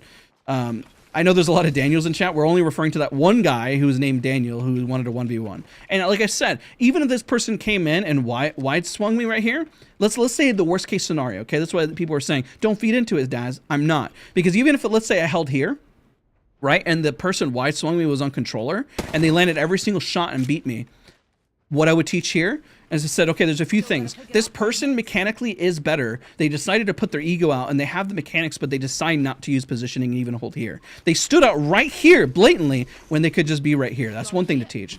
Because he is good. So at that point, if they were good, why would they do that, right? Now, the other option is that I need to work on my mechanics. Right? If that's the case, then I need to practice in the range and just get better, bluntly. I have to be better. I have to win that encounter. So therefore, I need to practice on the dummies. I need to aim train. I need to be able to pretty much one clip and do this. Like, that's just abysmal right there. That's brutal. But I need to work on that. You know, like, there you go. Much better.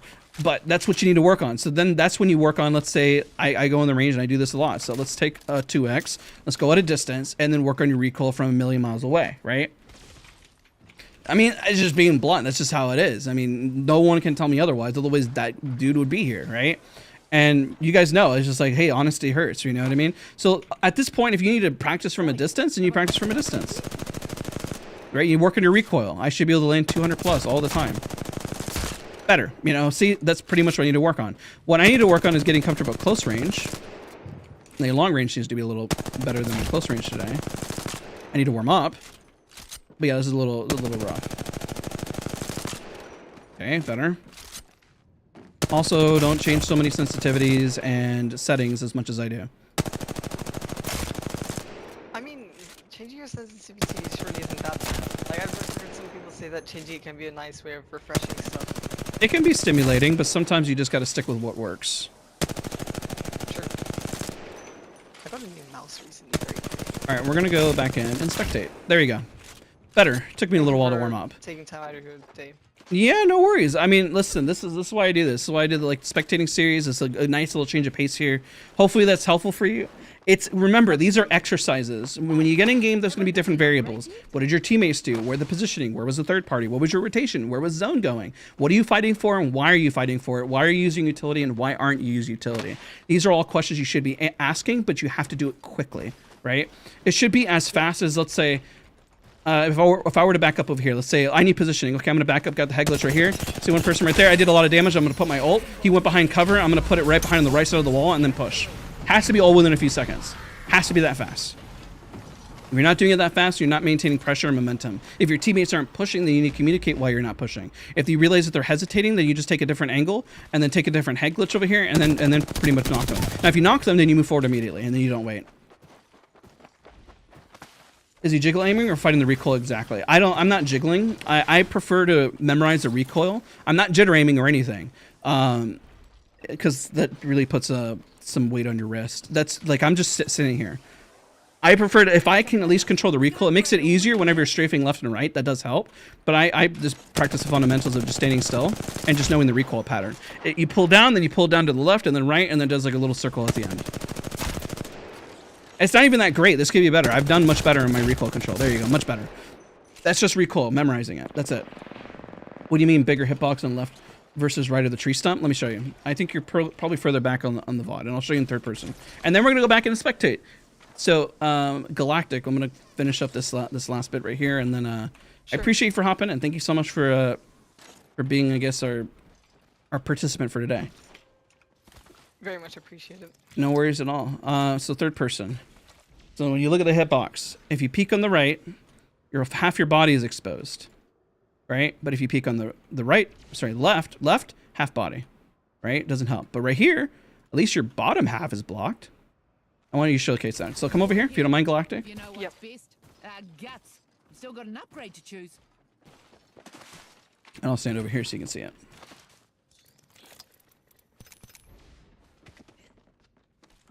Wait, where are you? I'm standing right here. Okay, so you peek that sign. Yep. And cog it as close as possible, if you don't mind, to the tree. There you go. So at least I can still see half your hitbox. Now go to the other side. Ah, there you go. Look at that. Look how nasty that is. It's really hard to see you. There's a massive difference. At least this way I can just control the recoil and hit your whole body. But if you're peeking that tight right there, that's nasty. That is a nasty angle and it's hard to hit. Especially at a distance. That is not easy to hit. Now if they do, and they happen to land their shots, then they're just demons and they'll move forward, but then they'll have to move forward and do the same exact thing. Could you explain the 50-50 reticle aiming when to make sure you're not too exposed when peeking? I get the theory, but I'm wrong a lot. Understanding your hitbox is important. In terms of reticle, like just go in the test range and every legend has a different hitbox size, unfortunately. Think of it like every legend. Like here's an example. Maybe Pathfinder can peek over this, but Wraith cannot. All right, let me turn this other person off. See, maybe I can peek and see, but if I'm Wraith right here, notice the hitbox difference. Ready? Because I can see the head of that character. Let's go to Wraith. Now for the right choice. I see less now. I can't see you. And that's also the other side of it too. Damn. There's another side of it too. That's the unfortunate. So you got to understand your hitbox, the benefits and downsides. This is harder, but they can still see. They can't see me, but I can see them. Now you can see me, and your head is a little larger. So I guess you got a tomato. Which one are you going to choose depending on where you're peeking? You'd be surprised what you can peek versus other legends. Let's say, for example, this is a... I can peek here as Pathfinder. I cannot peek here as Wraith. That's insane. See? But if I'm Pathfinder, I can peek. Maybe.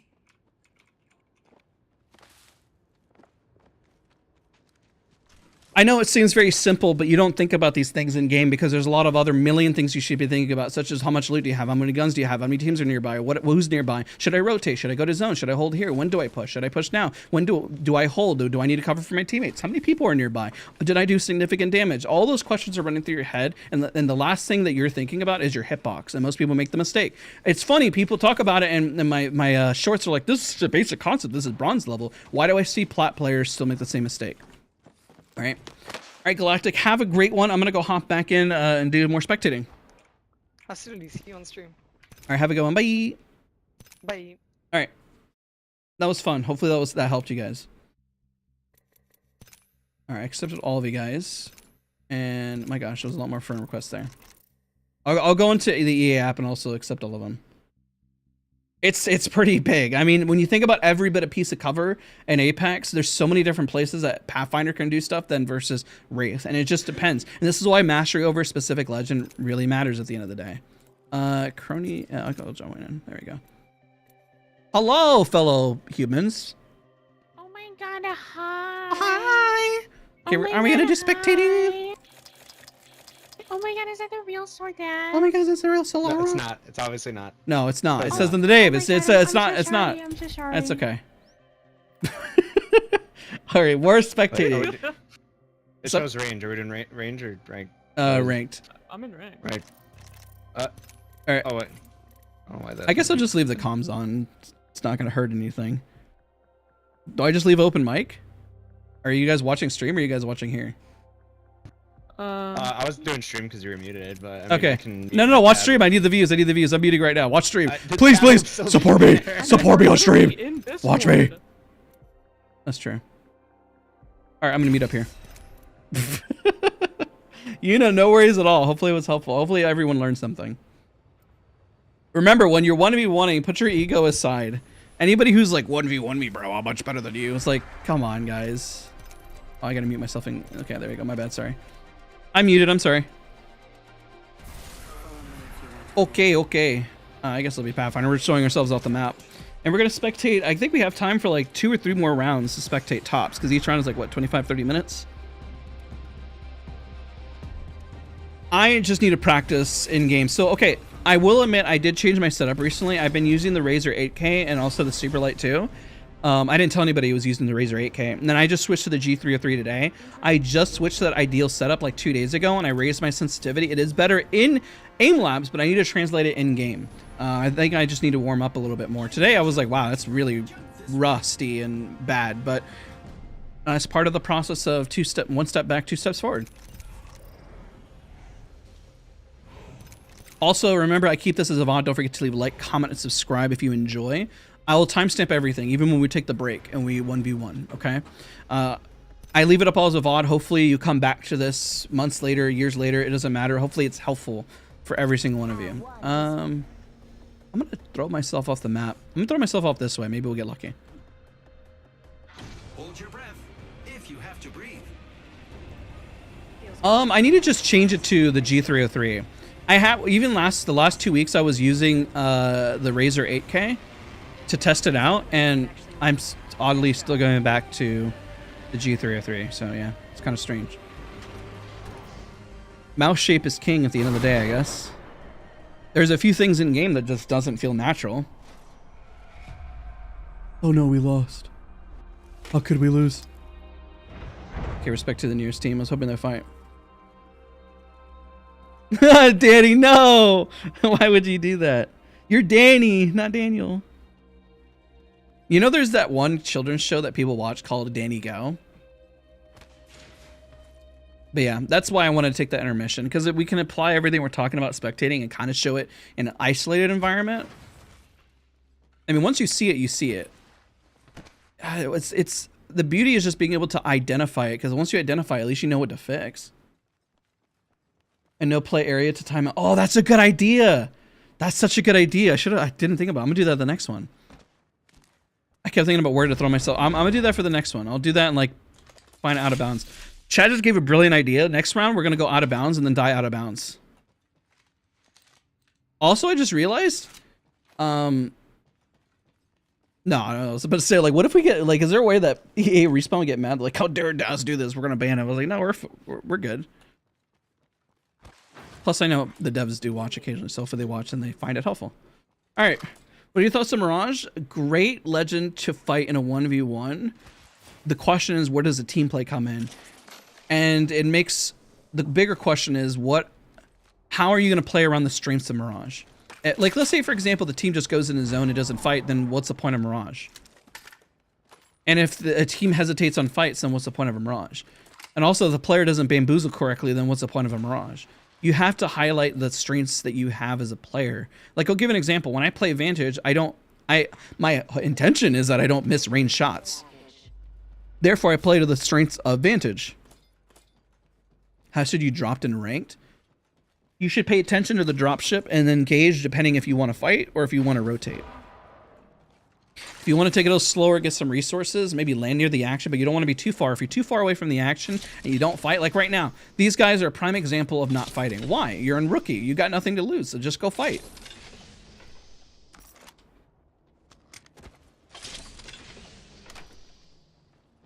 Who basically a fingertip mouse is super light. I've been loving it so far. A potential upgrade to my mini Viper Mini. Very nice. I didn't want to say anything because I am technically, I've worked with Logitech. I work as like an affiliate, sometimes paid stuff. And listen, if the Razer 8K turned out to be a better mouse, then I was going to use the Razer 8K. But I ended up, I don't know, it's crazy. It is a great mouse. It is fantastic. I think it's one of the best mice in the market. But for some reason, my dumb butt is better with a G303. Now, today it felt a little awkward. It's good third party here. This is third party potential. Not overextend, but it's good third party potential. Now, the lifeline is running forward first. If the lifeline gets eliminated first, then there's no benefit from using the res. Oh, they got to jump on them. Move forward at this point. 3v2, just shove. Just shove at this point. You win these. You just got to move forward. I wouldn't even go for the knock. They're going for the knock. There's no point in going for the knock because now they're screaming, they're finishing me. And they say they're finishing me. That means they have time in the other fight. They heard shots outside, but they're not pushing it. I don't understand why. Why wouldn't you go push that? Now you're getting greedy on loot. See, all the wrong things that happen here. There's shots on the right. You got to maintain pressure. You're going to give them time to reset. Why would you do that? Why would you be so nice to them? Don't be nice to them. Push. And if you say, well, I'm worried about all the teams nearby, then scout them out. Wow, that's unfortunate timing. And then stuff like that happens. Now they're at disadvantage. There was a hesitation in healing. I'm not really quite sure why. Saw one there. Are they going to be able to catch him out? Okay, that's the moment where you just got to land your shots. It's unfortunate.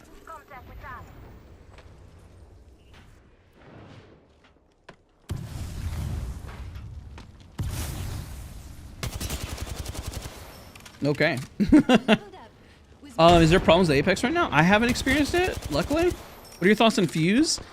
Fuse is probably one of the most underrated legends in the game, especially now that they get Ring Console.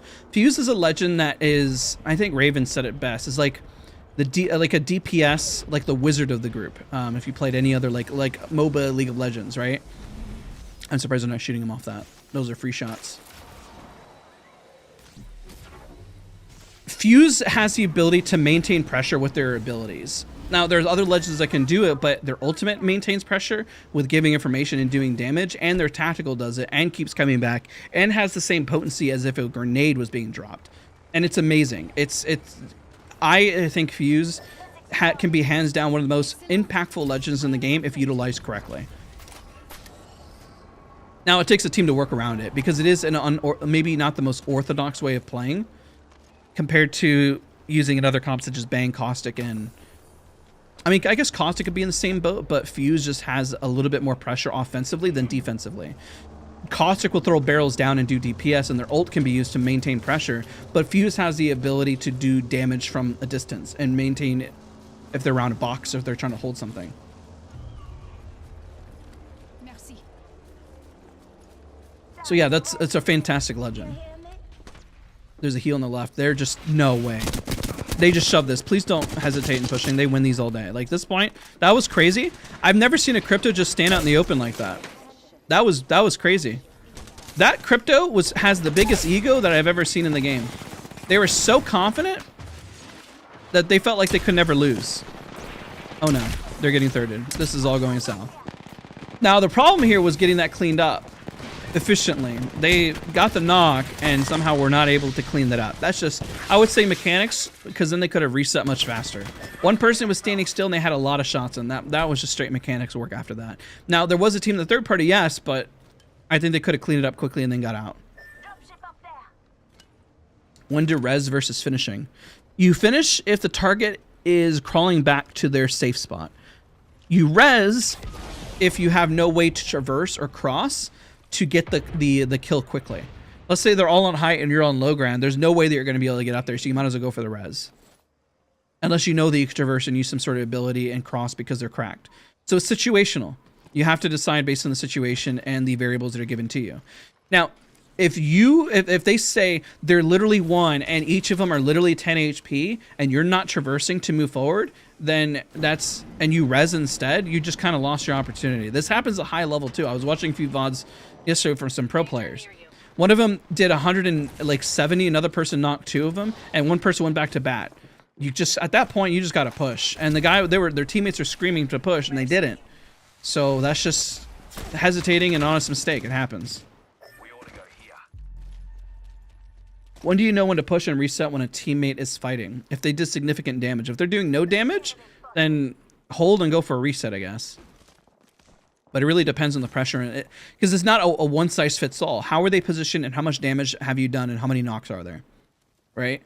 If everything is tipped in your favor, where is this Wraith going? This is one of the furthest rotations I have ever seen. I mean, it works, but they went for the long rotation. That's crazy. And their fuse is, wow, this is brutal. What do you think about the lower prestige skin? Are you trolling me, Holly? I appreciate you.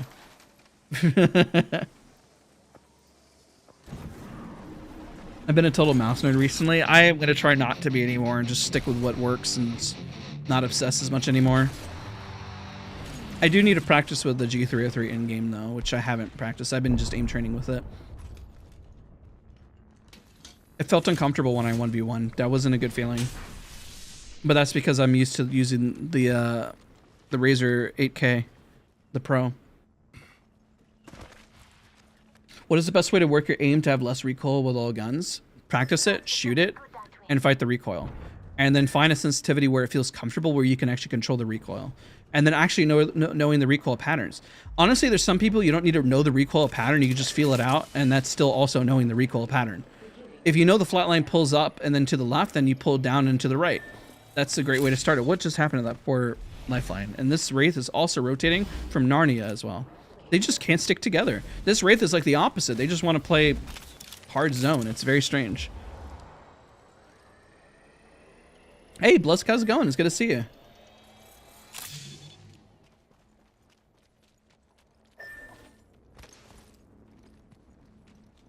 And these lobbies are getting eliminated pretty quick today. I mean, they could go for banners, and they're not even trying for it. This Wraith is really strange. This would be like, they're not even, I don't know if they had any intention to play with their teammates or if they just wanted a rat. They did fight, and then they didn't. They're near you. Probably on the right. Or to guess, and they're probably pushing in.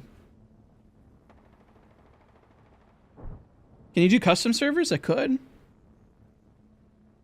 Yeah, we're just spectating what's going right, what's going wrong. I think the Wraith made too big of a rotation. They need to stick together, or the teammates needed to just go where the Wraith was so they could just play as together as a team. There's not a right or wrong there. Playing it safer or playing it more aggressive. You just got to choose one so you're playing together. Wraith is at least a duo. It's a possible with a PC. It's kind of strange then. Why did they abandon their team so much? I feel like they when they went wide, they went like wide. You know what I mean? Wait, what is this? Did they craft a battery and then? Oh wow, they were really looking. That was really strange. Then they got a little zone. I don't think they needed to go look because they could have used Q afterwards. Kind of did the same thing. When can you do the servers? I don't know. I stream once a week.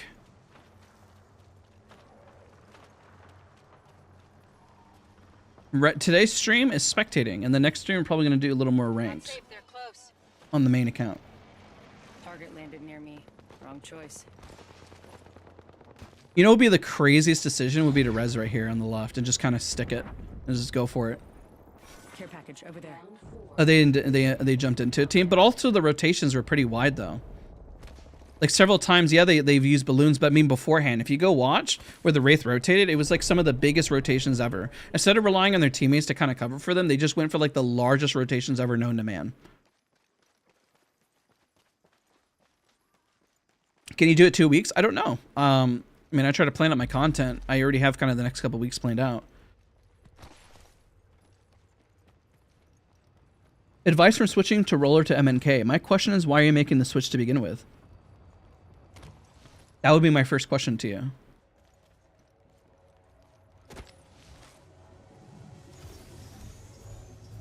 We can get their teammates back. Let's go.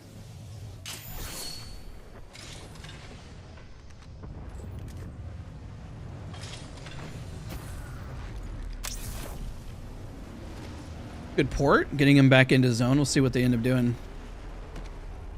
It's not the best spot to go from this angle. Oh, no. Enemies nearby. Because they still have to push in, and there's a lot of open space, so they got to fight for something. This is an example of not fighting for space.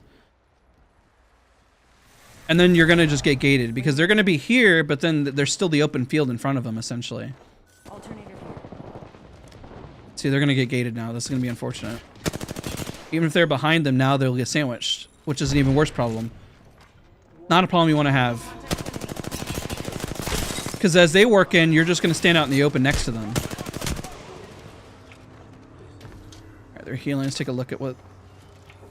I think they're just dead. This is it. They had to go, like, right, fight for this spot up here. This is a pretty good spot. Fight for the building. Just, this is so open that it's really hard to fight from, and then the zone just going to truck right now.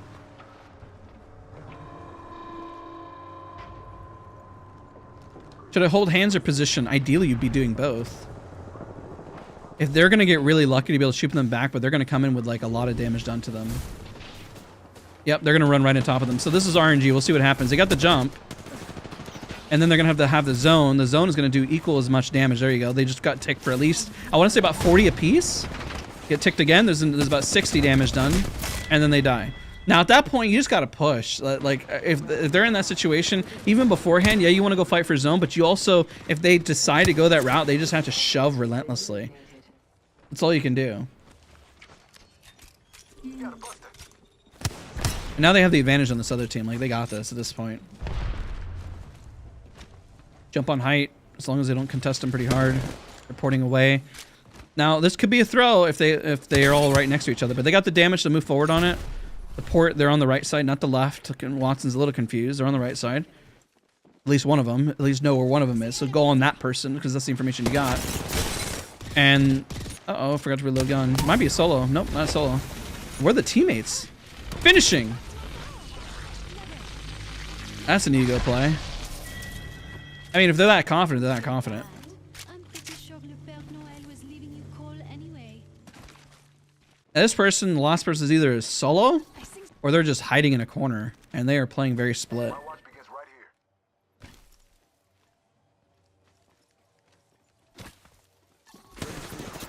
Uh-oh. It's got to be a solo. It's close. GG's, GG's. How do I run an open area with an immobility legend like Crypto? Don't be out in the open to begin with. You got to rotate smarter. Like, if you're Crypto in that scenario, then you don't want to be Crypto in that scenario. Do you solo queue ranked? Yes. Every week, whenever I was doing rank last week, we solo queued it, and then I like solo queue on stream. All right, we go again. Thank you, Crony and Nita, for being awesome and helping with this. This has been massive.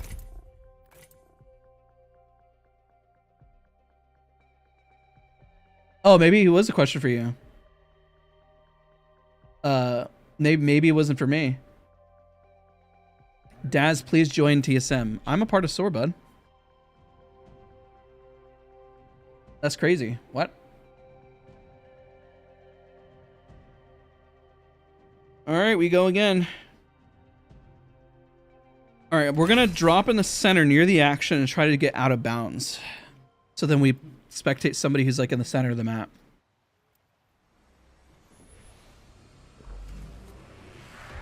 I'm going to try to die out of bounds in the center of the map.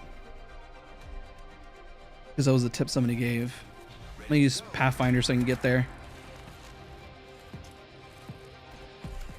Who'd you find? Who'd you find in game? This has been good. Hopefully you guys have all found it helpful. This has been fun.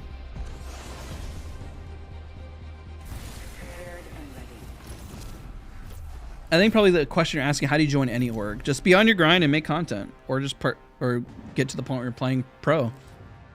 Time. Putting in the hours. Do you have a fundamentals playlist? I have several on Aim Labs. Yes, I have some on Aim Labs. I have them covered multiple times on my channel. Okay, where can I get out of bounds? Maybe just in the center? Maybe like right here? Maybe I'll land up there. I'm gonna see if I can die there. Yeah, that should like, or maybe, hold on, let's see. We'll look to see what's nearby. Yeah, I'm gonna try that. Actually, I'm gonna go by containment and then, yeah, over here. Yeah, this is what we're gonna do. I'm gonna land right here because there's so many people. And this shit out of bounds me. It's kind of crazy answering the question, how do I out of bounds? Because like, I don't really think about that much. Oh no, what do we do? The timer! No!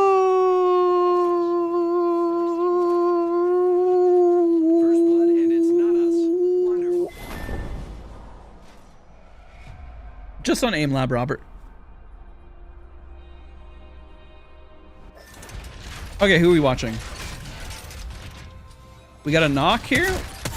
Wow, that advantage just got boxed in. That's psycho. Well, they got one knock. We've seen a lot of people drop here. That just seemed like they're being mean to the advantage. They could, you know what would be crazy? They could go for the ego res and just kind of stick it. I mean, they're fighting over there and they're not pushing. So if you're not gonna push, you might as well just res here or run away and res. I mean, honestly, just say screw it and just res them right here. Maybe it'll bait them out. Might be a good bait. Like if the Loba res right here and the Rampart, which isn't watching, was watching height. Because it seems like they're running away. Just stick it. Stick the res, do it. Make the weird play. It'll be interesting to watch. Or not.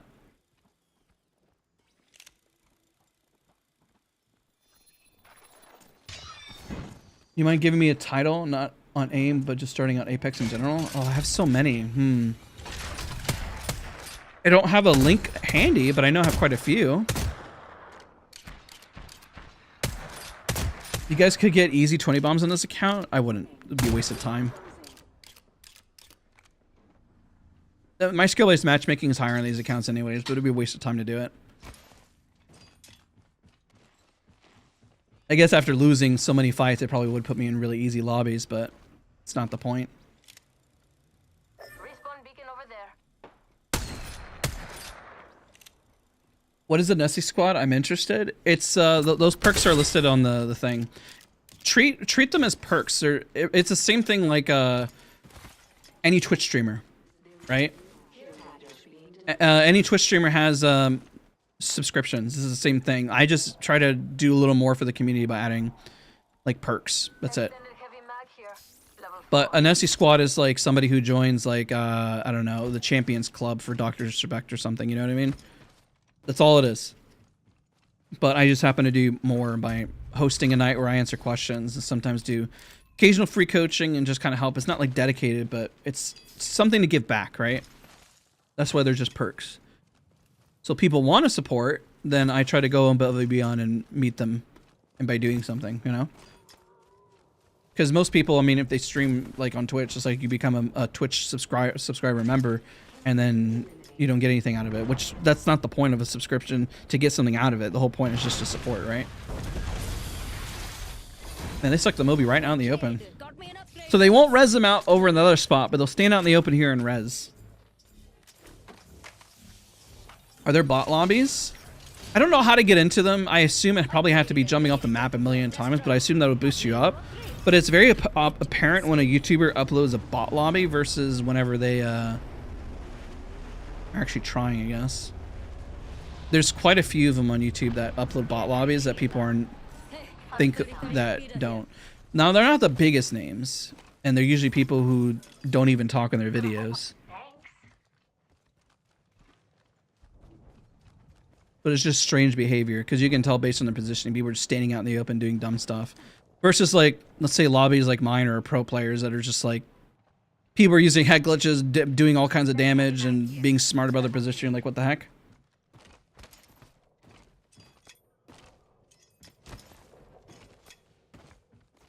Extended light mag here. Level 2. Could be fun over here. Forget I said that. All right, they got their peeps back up. Doing some kind of rotations. At some point, you get into a lower tier lobby. That's just kind of how the flow works. If you play for 8 hours, you're going to get into lobbies that are easier and more difficult organically. You never know if you're going to get the hardest lobby or the easiest lobby. Now, if you're going for a 20 bomb, you have to identify when you're in a lobby that you can exceed the skill level, then you have to make a play. Do you know about the full-on bot lobbies where are gabies and bangs which don't fall from the ship and don't move? I've never seen that before, but I heard of it and I've seen it in videos. I've also seen them in like videos in TDM where they're like walking around like literally, I think they're AI controlled, to be honest. I have seen it, but I've never experienced it firsthand. Actually, remember there was one time on stream I could have sworn they were bot lobbies? I would consider that sometimes. Like, I guess I just got lucky. I don't know. That happened on stream once, and I was like screaming, confused what was going on. Now, if I'm just insulting them, then my bad. I'm sorry, but it was some questionable stuff. I was like, this isn't real people. Would you like me to show you or something? No, I don't care to get into bot lobbies. That's for me. I don't even want to. I don't even know or care to know.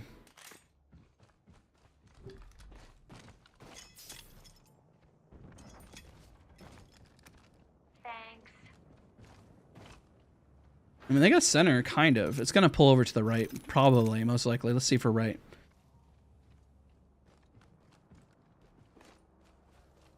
I'm guessing probably either towards market side here or north side up here. Most likely over here. See if I'm right. Aren't you sweet? No, I went over to relic. Okay, well, at least this would... even if we held this positioning, then we just rotate in. So it's going to pull like here or here, more likely. It's not going to pull south. There's too much of the zone that's outside of the south zone. It wouldn't pull gauntlet because too much is outside. It's not going to pull up here because it doesn't make any sense. Here, here. I mean, there's a possibility it could end over like this spot too. 3 spots. We'll see which one it actually ends in. Just a thought. If I'm wrong, you can kill me. But even most of the time you look for power positions. Like these are really somewhat decent spots. You don't want to be there early. Like it won't end in top of relic. I don't think it ends there. And it won't pull here. So you just have to guess. I'm doing well today, bud. I really appreciate you asking. Thank you so much, dude.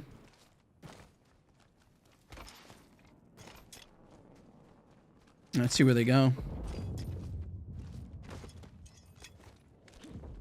Yo, what's up, man? It's good to see you. How's it going, Sam? Now, if you ask a question when you're looking at the zone, here's a good tip. It's helpful. What are the power positions? Where do you want to be? This rock up here is really solid. Good spot to hold. Even if you know that's not going to pull here, these are decent spots to hold as you work your way in to put pressure. Being a top of relic is not the end of the world. You can play this edge over here. This is also not bad.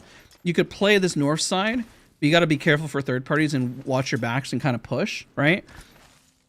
But you essentially don't want to play here because then you're just going to have to cross it up a field. If you want to play top of market, sure, that would work, but then you'd have to work your way in a little half because you know without a shadow of a doubt it's not going to end there now. And same thing here, like you start working your way in. They're getting landed on. Or they're landing. My bad.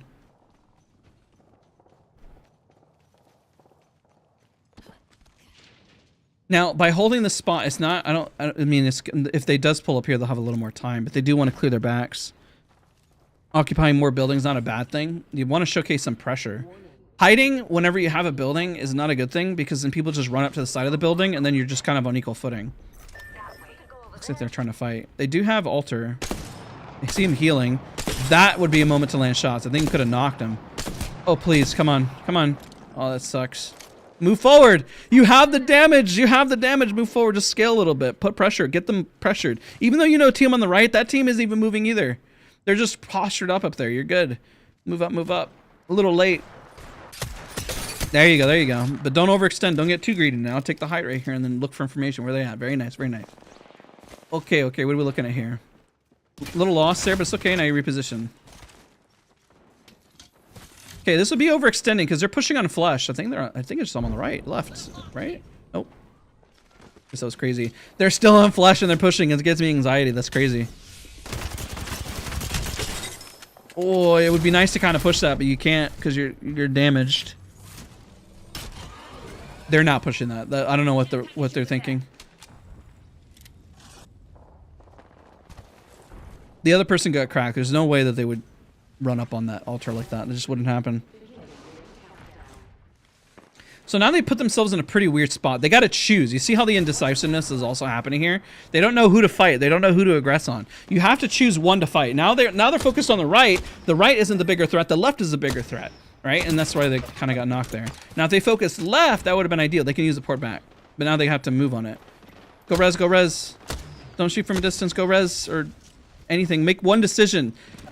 I guess if you have ADHD, this is going to be really hard because you have to focus on just one thing. If you kind of get sidetracked, you say, I'm going to shoot the guy on the left, shoot the guy on the right. Maybe I'll res, maybe I'll do this. And then you're just kind of stuck in the middle and you don't do anything. You're doing everything halfway. You have to complete one task. It's a very aggro sit there. That's a very aggro push when zone is closing in 40 seconds. The window of opportunity is gone. You gate them now. You gate and win. I don't think you gate and loot. I think you gate and win. There's no reason to loot. What loot could you possibly get that is going to change this scenario? Now, if they put a 3x on that, maybe. Okay, a 2x. I just don't know why they're not putting pressure. Like, this is a downside. Like, if you're going to loot as well, we got to do it really, really fast and do it beforehand and have, like, major purpose. And they're going to gate. As long as there's not a team on their back, I mean, they should have this for free. Indecisiveness. Man, now they're all looting. That's crazy. And they just stand out in the open. I mean, I appreciate the confidence. Now, you could be a mechanical god and just stand out in the open. And if that's the case, kudos to you. They're rezzing on the right. I see someone over there. They hear the audio on the left. Oh, I guess that also the birds died his zone to make those noises. Never mind. There's not a team on the left. My bad. Bad comm. Where's this pulling? I wonder if it's gonna. Okay, so like here, or here. It's not gonna pull there. It's not gonna pull there. What if it does? That'd be crazy. I'm guessing kind of around this area, not south. We'll find out. It did kind of pull this way, like we predicted initially. Here, somewhere like, ah, there it is. Kind of gauntlet, not gonna end gauntlet. I think it's gonna pull on the right side.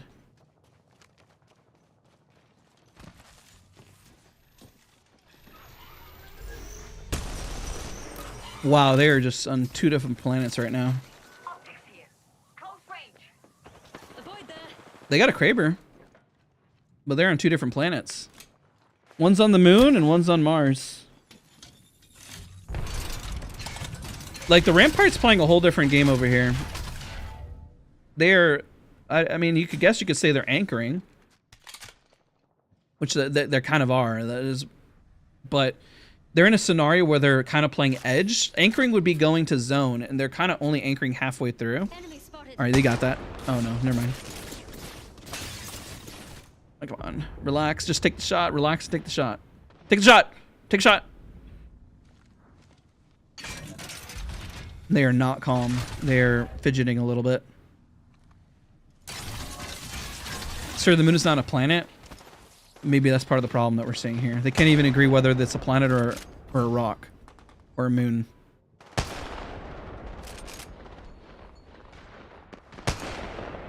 That one I actually would say, how did that miss? Andre, it was good to see you, man. Doing really good today. Doing good. We are spectating. Do you like to do karaoke? Believe it or not, no. I hate doing karaoke. I'm actually a very introverted person. I don't like going out. I don't like doing things.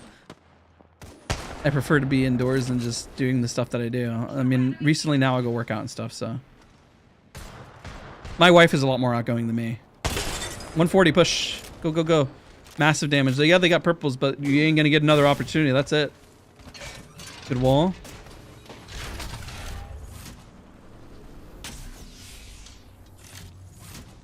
Okay, they reset. That's not good. Altar standing out in the open. They lost their window. Now you gotta wait for another window. They need to find another. Baiting back. This is good. This is good. Only one person's holding, which is not good. Nobody's taking height. Now they're all stuck in the building. That's not good.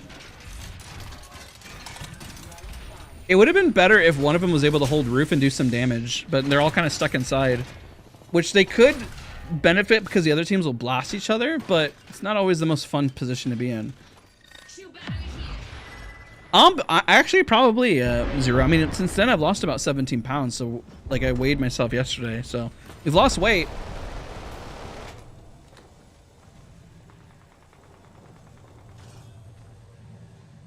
I will. I mean, it's already noticeable, but I'll wait till it's like a bigger difference. Definitely gonna work out today after stream. I'm gonna eat and then go work out. At this point, with the number of teams, there's no way they can push out. They've lost the opportunity once the zone closed, by the way, chat. So if you're asking when do you lose the opportunity to push, and whenever you're kind of like stuck, this will be one of those moments, unfortunately. Yeah, they can alter to the roof, but they're not maintaining pressure. They're just letting every other team bully them. They have to move out. They have no choice but to move. They could try to, you know, essentially, what's what I'm looking for? They could essentially grief one of these teams and just kind of like go for third. But ideally, you want to go for first, and there's nowhere you're gonna land that's safe. If they do in this lobby, that's extremely lucky. I think that was a bait, though. Yeah, that was a bait. All right, this is the moment where you got to shove something. Who are you gonna grief and what position are you gonna fight for?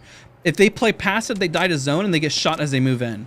If they fight for something, then they secure space. Like the guy on the left looks like it's a solo. They should be securing that space. It's not a bad spot to like shove. Like go left, like hard left at this point. Secure it because they know they're fighting on the right. So go far left, go left, go left. Don't let the zone do the work. Don't let the zone do the work. Yeah, that was a solo. See, now they're gonna cross at the worst moment. This would be an example of crossing at the worst moment. Ready? Now the other team might be fighting. Oh, they got so lucky here. But now they're on low ground. And the team up above is just going to reset for free, which is crazy. They're going to let them reset. Now they're at a disadvantage. Now, the team down below, the team on height should, in theory, be able to find an opening and win. But this other team does have zone if they're able to wait long enough. Now, the question is, can they wait long enough? And I think that's kind of our answer right there. Oh, gosh. Please, the team from height. Come on. There it is. There it is. Team on height. The Wraith was bait, essentially, going out there. Oh, man. That's not good. They're going for the res. They're going for the reset. There's a lot of misplays here on both sides.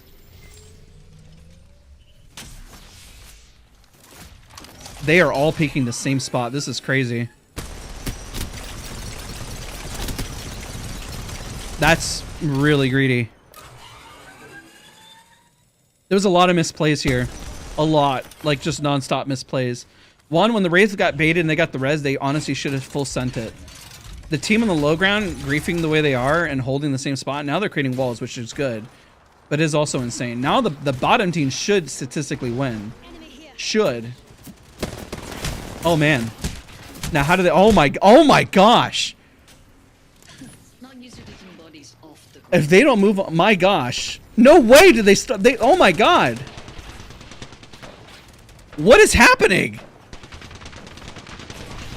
Oh my god. And they're why everyone is being so nice, letting everyone reset. This is crazy.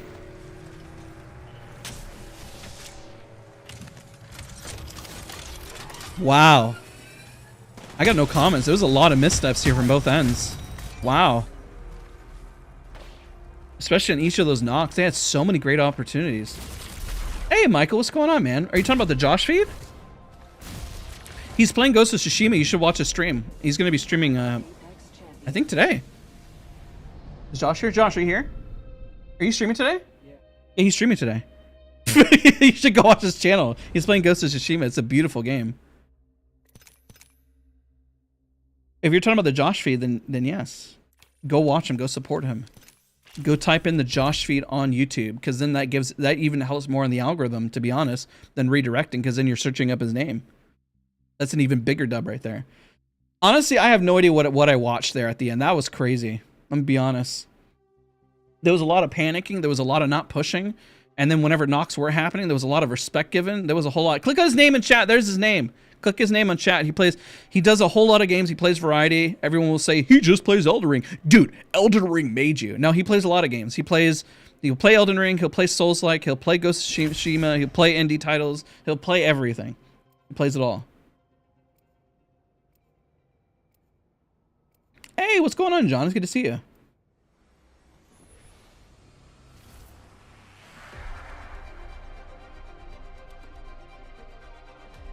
Honestly, that low ground team, from the way they were positioned, initially should have lost. They found the opening, but then it just all went south. I'm not really sure, like, the height team, I mean, like, they just let the reset below for free. And then they almost lost. There were so many losses on both ends that just was like, oh my gosh. A lot of hesitating, a lot of pausing, like, what do I do now? What am I supposed to do? And waiting for the right opportunity. Hey, Charlie, great to have you here. Appreciate you for being here. Even more, he's still entertaining. Facts. Hey, Maximilian, hello. Appreciate you for being here. All right, we're going to drop off the map, or we're going to out of bounds. It's a meme. So, Tim the Tatman talked about this, where every time he switches games, everyone's like, bro, Overwatch made you.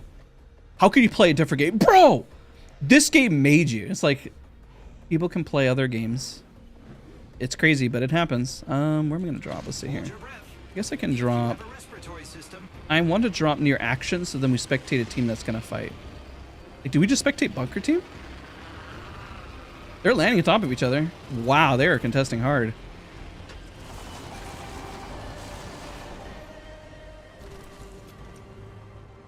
So, come here often?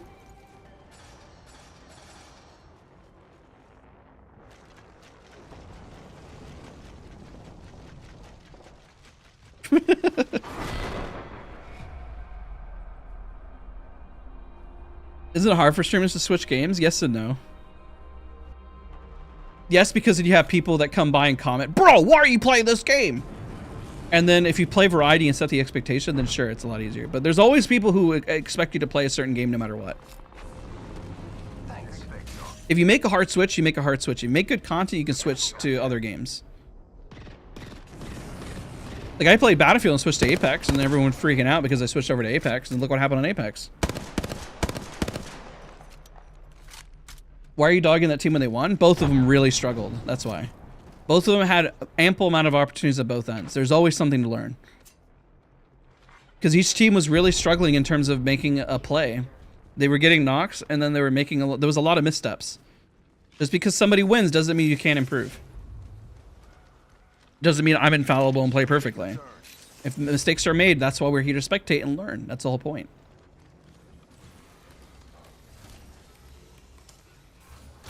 When are you playing ranked with Alter? I did last week, and then I'm going to do it this coming week as well. Don't worry, we'll make a lot of mistakes and we'll learn from it. Trust me, whenever I end my matches, I'm like, dude, I can't believe I did that, or I can't believe I did this. It's like, my gosh, what is this Bloodhound teleporting? If we give feedback and stuff, we got to be able to dish it back to myself too. I'm not infallible and I don't play perfectly. Now I can see it, sure, but that's why we work on it, right? That's the whole point. Heads up. Making an adjustment to my mobile shield. When you win, you don't want to win because you didn't know what happened. When you win, you want to win because you were in control of the scenario. That's one of the biggest tips we try to teach here. I know Battlefield streamers trying to go to COD and it didn't work. It can always work. It just depends on how, well, the type of content you make and how serious and passionate you are about the game. I happen to be very passionate about Apex, and then people said it was impossible to switch from Battlefield to Apex. I don't know anybody else who went from Battlefield to like straight Apex content for the most part. But if you care about a game, then it will work. It will work for anybody. You just have to be really passionate about what you're doing and I guess understand the community, I guess. There's all kinds of variables though. Hey, I appreciate you, Monosvi? Appreciate you. Appreciate the kind words. Listen, I'm not the perfect coach either, but we try. The whole point is that we try to give as much for free so then people can learn. Now, if I do dumb stuff, then I hopefully can teach people from the dumb stuff that I do, right? That's the goal. That's the whole premise of the channel. I don't sell services. You can go on Medify, all those places. I don't coach publicly. I don't sell it. Now, like I said, have I done it? Sure, but it depends on the individual and the one-offs, you know? Yeah, but that's not the point. You know, it's like, here's an example. Do you want to win with 1 kill, or do you want to lose in 5th place with 19? I would prefer to lose in 5th with 19 and continue to fix and improve what I'm doing. I don't want to win with 1 kill.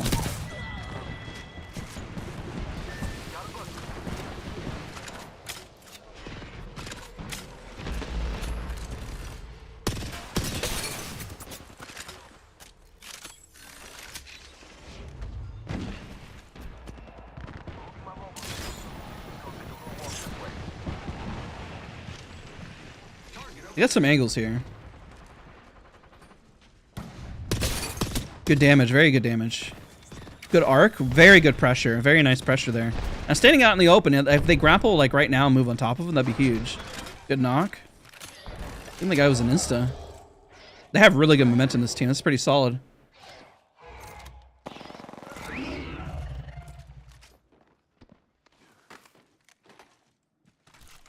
Good play. This team seems like they got it together here. We'll just keep watching the Pathfinder because it seems like they're making some really strong plays.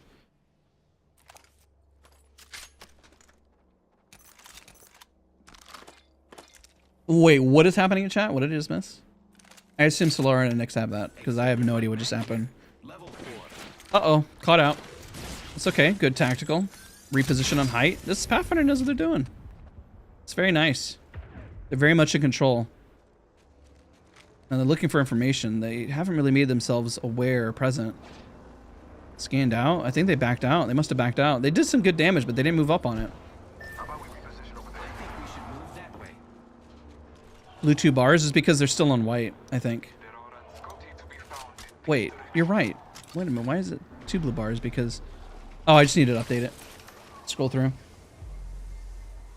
When should you be aggressive pushing forward? When you have a massive advantage. Let's say you knock one and hit somebody for 190, you need to be pushing on that. If you have done absolutely no damage and they have height and you can't cross up effectively, then you need to be waiting for an opportunity. Now, if you have a close range fight, you could be using nades to put pressure and to have them bait out and make a mistake so you catch them out. And then once you do damage, then you go in. You should just have variables stacked in your favor. Okay. These variables change if you have height or if you have an area to traverse to, if you have zone or don't have zone, or depending on how many teams are nearby.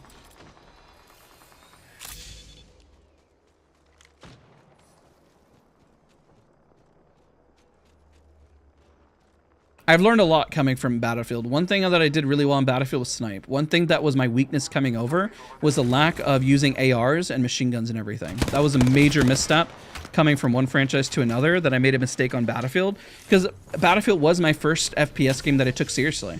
I'd never played CS, I'd never played anything like that, and so I came in very raw and very new. But that's kind of why I made my content that I did, because I made a lot of mistakes. He's going to get the flank on him. He kind of used his teammate as bait there, but unfortunately didn't get the flank. I think he's just going to reposition out. He was trying to use his teammate as bait, but his teammate went down really, really hard, and then he wasn't able to get the jump on them. I think this Bloodhound is just going to fight, and the Octane is just going to run. They can't get banners because of cost, or because of, I can't think of the word, Newcastle. But yes, the biggest thing I teach, don't win because you got lucky, win because you felt like you were in control. And you can tell when a team is not in control. And that's why we teach what we do, because I want you all to feel like I won that because of X, Y, and Z, because I knew the lead up on why it happened. And I reinforce that because the other person was saying, well, they won. Winning is fine, but you don't want to win because somebody tripped. You want to win because you had a fair, clean reason why you won, right?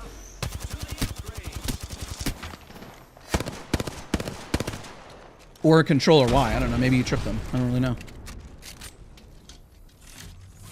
Let's move this way.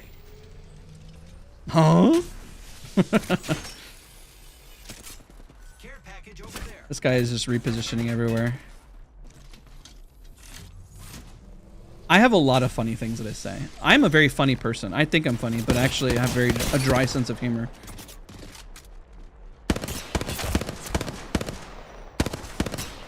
Doing a pretty good job holding them all off, but now he could actually go for the one here if he turns and burns that one person, because the other two are further back. So there isn't a reality where he can kind of 1v3, but unfortunately got caught on the cross. All good. It was a good try. Because the Watson and the Bloodhound are really far away.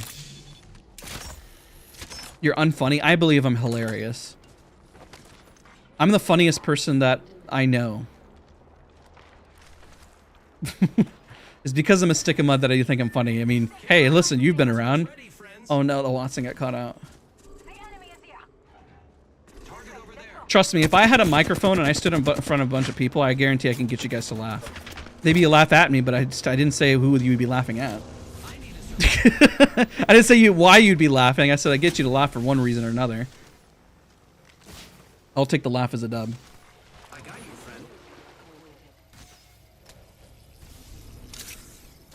friend. Nix, what are you laughing? It's not funny. Lock it in. Come to work. Iron your mental. Lock it in. You're the one who gets it. This rotation's gonna suck. Is the other team on height, I think? No, because there was no reason to. I mean, the Newcastle just went up and was going to throw anyways. At least had been there a second sooner or grapple in. They kind of waited a little too long. Ideally, you don't really want to use your teammates as bait unless you just know that they're really bad. Maybe he knew his teammate is bad, but still.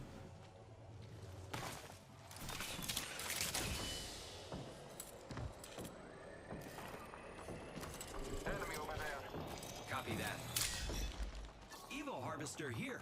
I hope we can be friends. They can third that on the north end right there.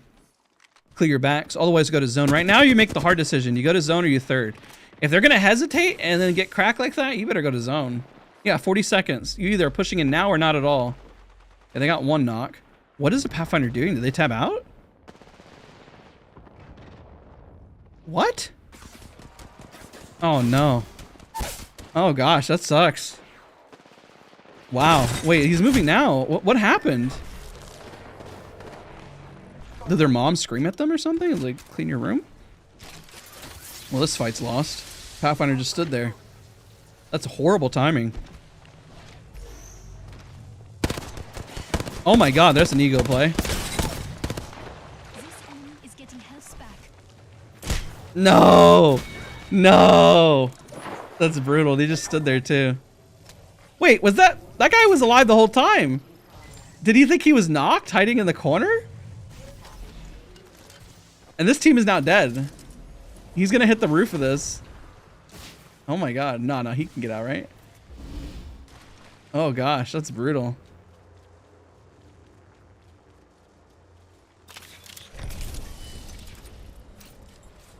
You end up playing flanks and getting focused by the whole team. It's because you're isolated. One, when you play off angle, you need to make sure that when you're playing the off angle that your entry and re-entry are actually going to make a play. If you get isolated, it means that your entry and re-entry didn't make a play yet and your timing was off. Because if you get isolated out and you get pushed, it means that your entry didn't do enough damage. Then you can't play off angle yet. It has to be a team decision and cohesion there.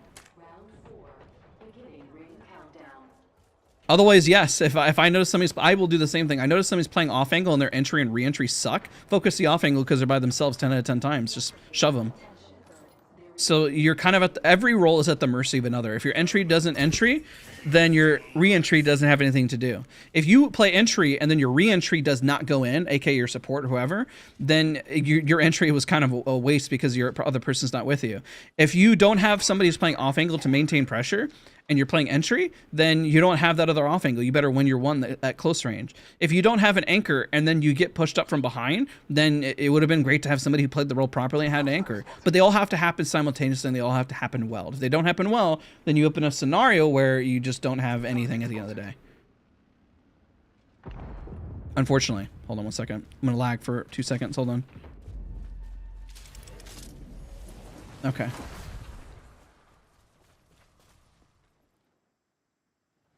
On a scale of 1 to 10, how bad of an idea is going on a design arc with my team? We could talk about that offline.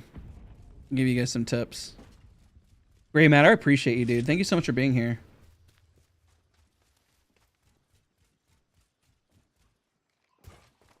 We're gonna wrap up here in a second. This is probably the last one. I'm just looking at the time. Also, I'm very hungry. Somebody always fill these roles, by the way, guys. Somebody always has to fill entry, and if nobody does, then you're just all standing there. Somebody always has to fill the role. Yes, yes, Nix, you are getting it raw. Okay, so what we're gonna do is I'm gonna link the Josh Feed's channel in chat here in a second, so you guys can go over. Because I have no idea how to really redirect, to be honest. I kind of suck at it. But he's not live yet, but he's gonna be live in like 7 minutes, and he's gonna be playing Ghost of Tsushima. So if you want, I will. I'll have it ready and I'll link it. Revenant got a jump here. Good damage. He's gonna get there once he gets the knock here. There you go. He's got his health back. Keep pushing. What are you gonna eat? Leftovers. I have a leftover burrito from Chipotle. So just leftovers. I didn't finish everything. Next week we'll be playing ranked. This reset, Revenant is insane for this kind of stuff. I think somebody's taking that right above them. Hopefully you found today helpful. I think we covered a whole lot today. It was a really good stream. I appreciate all of you guys for being here.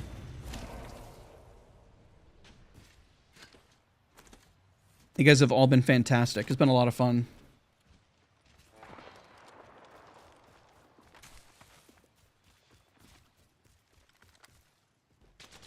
Why did it say that was a link?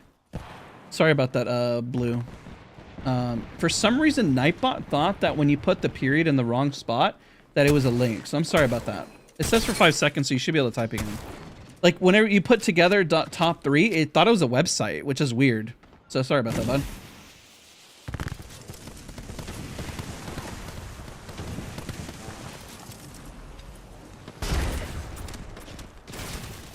This team is just, this is just a real struggle. They can go for 2nd place, but the team on height should win. If they can just clear this, get 2nd place, that's ideal at this point.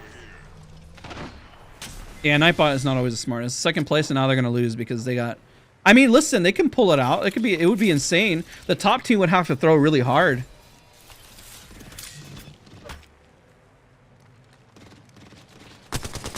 This would be a really hard throw on the other team because they have zone. I have no idea how that Bloodhound's alive. I'm gonna be honest. There's no way that Bloodhound is still alive. No, I know. It's just thought whenever you put a period in the wrong spot that it was a website, and Nightbot's just dumb. Nightbot, it can do dumb stuff sometimes. Because it says together.top, and it just, Nightbot was like, is that a website? And just went like full crazy apparently. It wasn't your fault. Nightbot's stupid. GG's, GG's. All right, everybody. Hopefully you enjoyed the stream. This was a whole lot of fun. I'm gonna link Josh's channel. Let me see if we can redirect. I can try it. I don't know if it'll work. We have our Apex champions. The thing, I think I have to set it up beforehand, but I can try.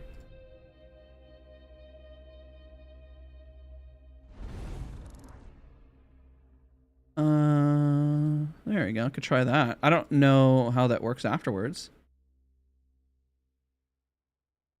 Okay. All right, we're gonna wrap up.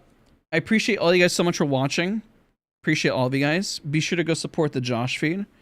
And yeah, he starts in like 4 minutes. I'll be over there in that chat. I'm gonna go eat, and while I eat, I'm gonna watch him play Ghost of Tsushima. So good vibes, good hanging out. But thank you guys so much for watching. Shout out to Anita and Crony for being here and letting us just drop off the map. And then, yeah, it's been fun. But thank you guys again. I appreciate all of you guys. And we'll see you guys all soon. All right, bye everybody. Be sure to go support the Josh feed.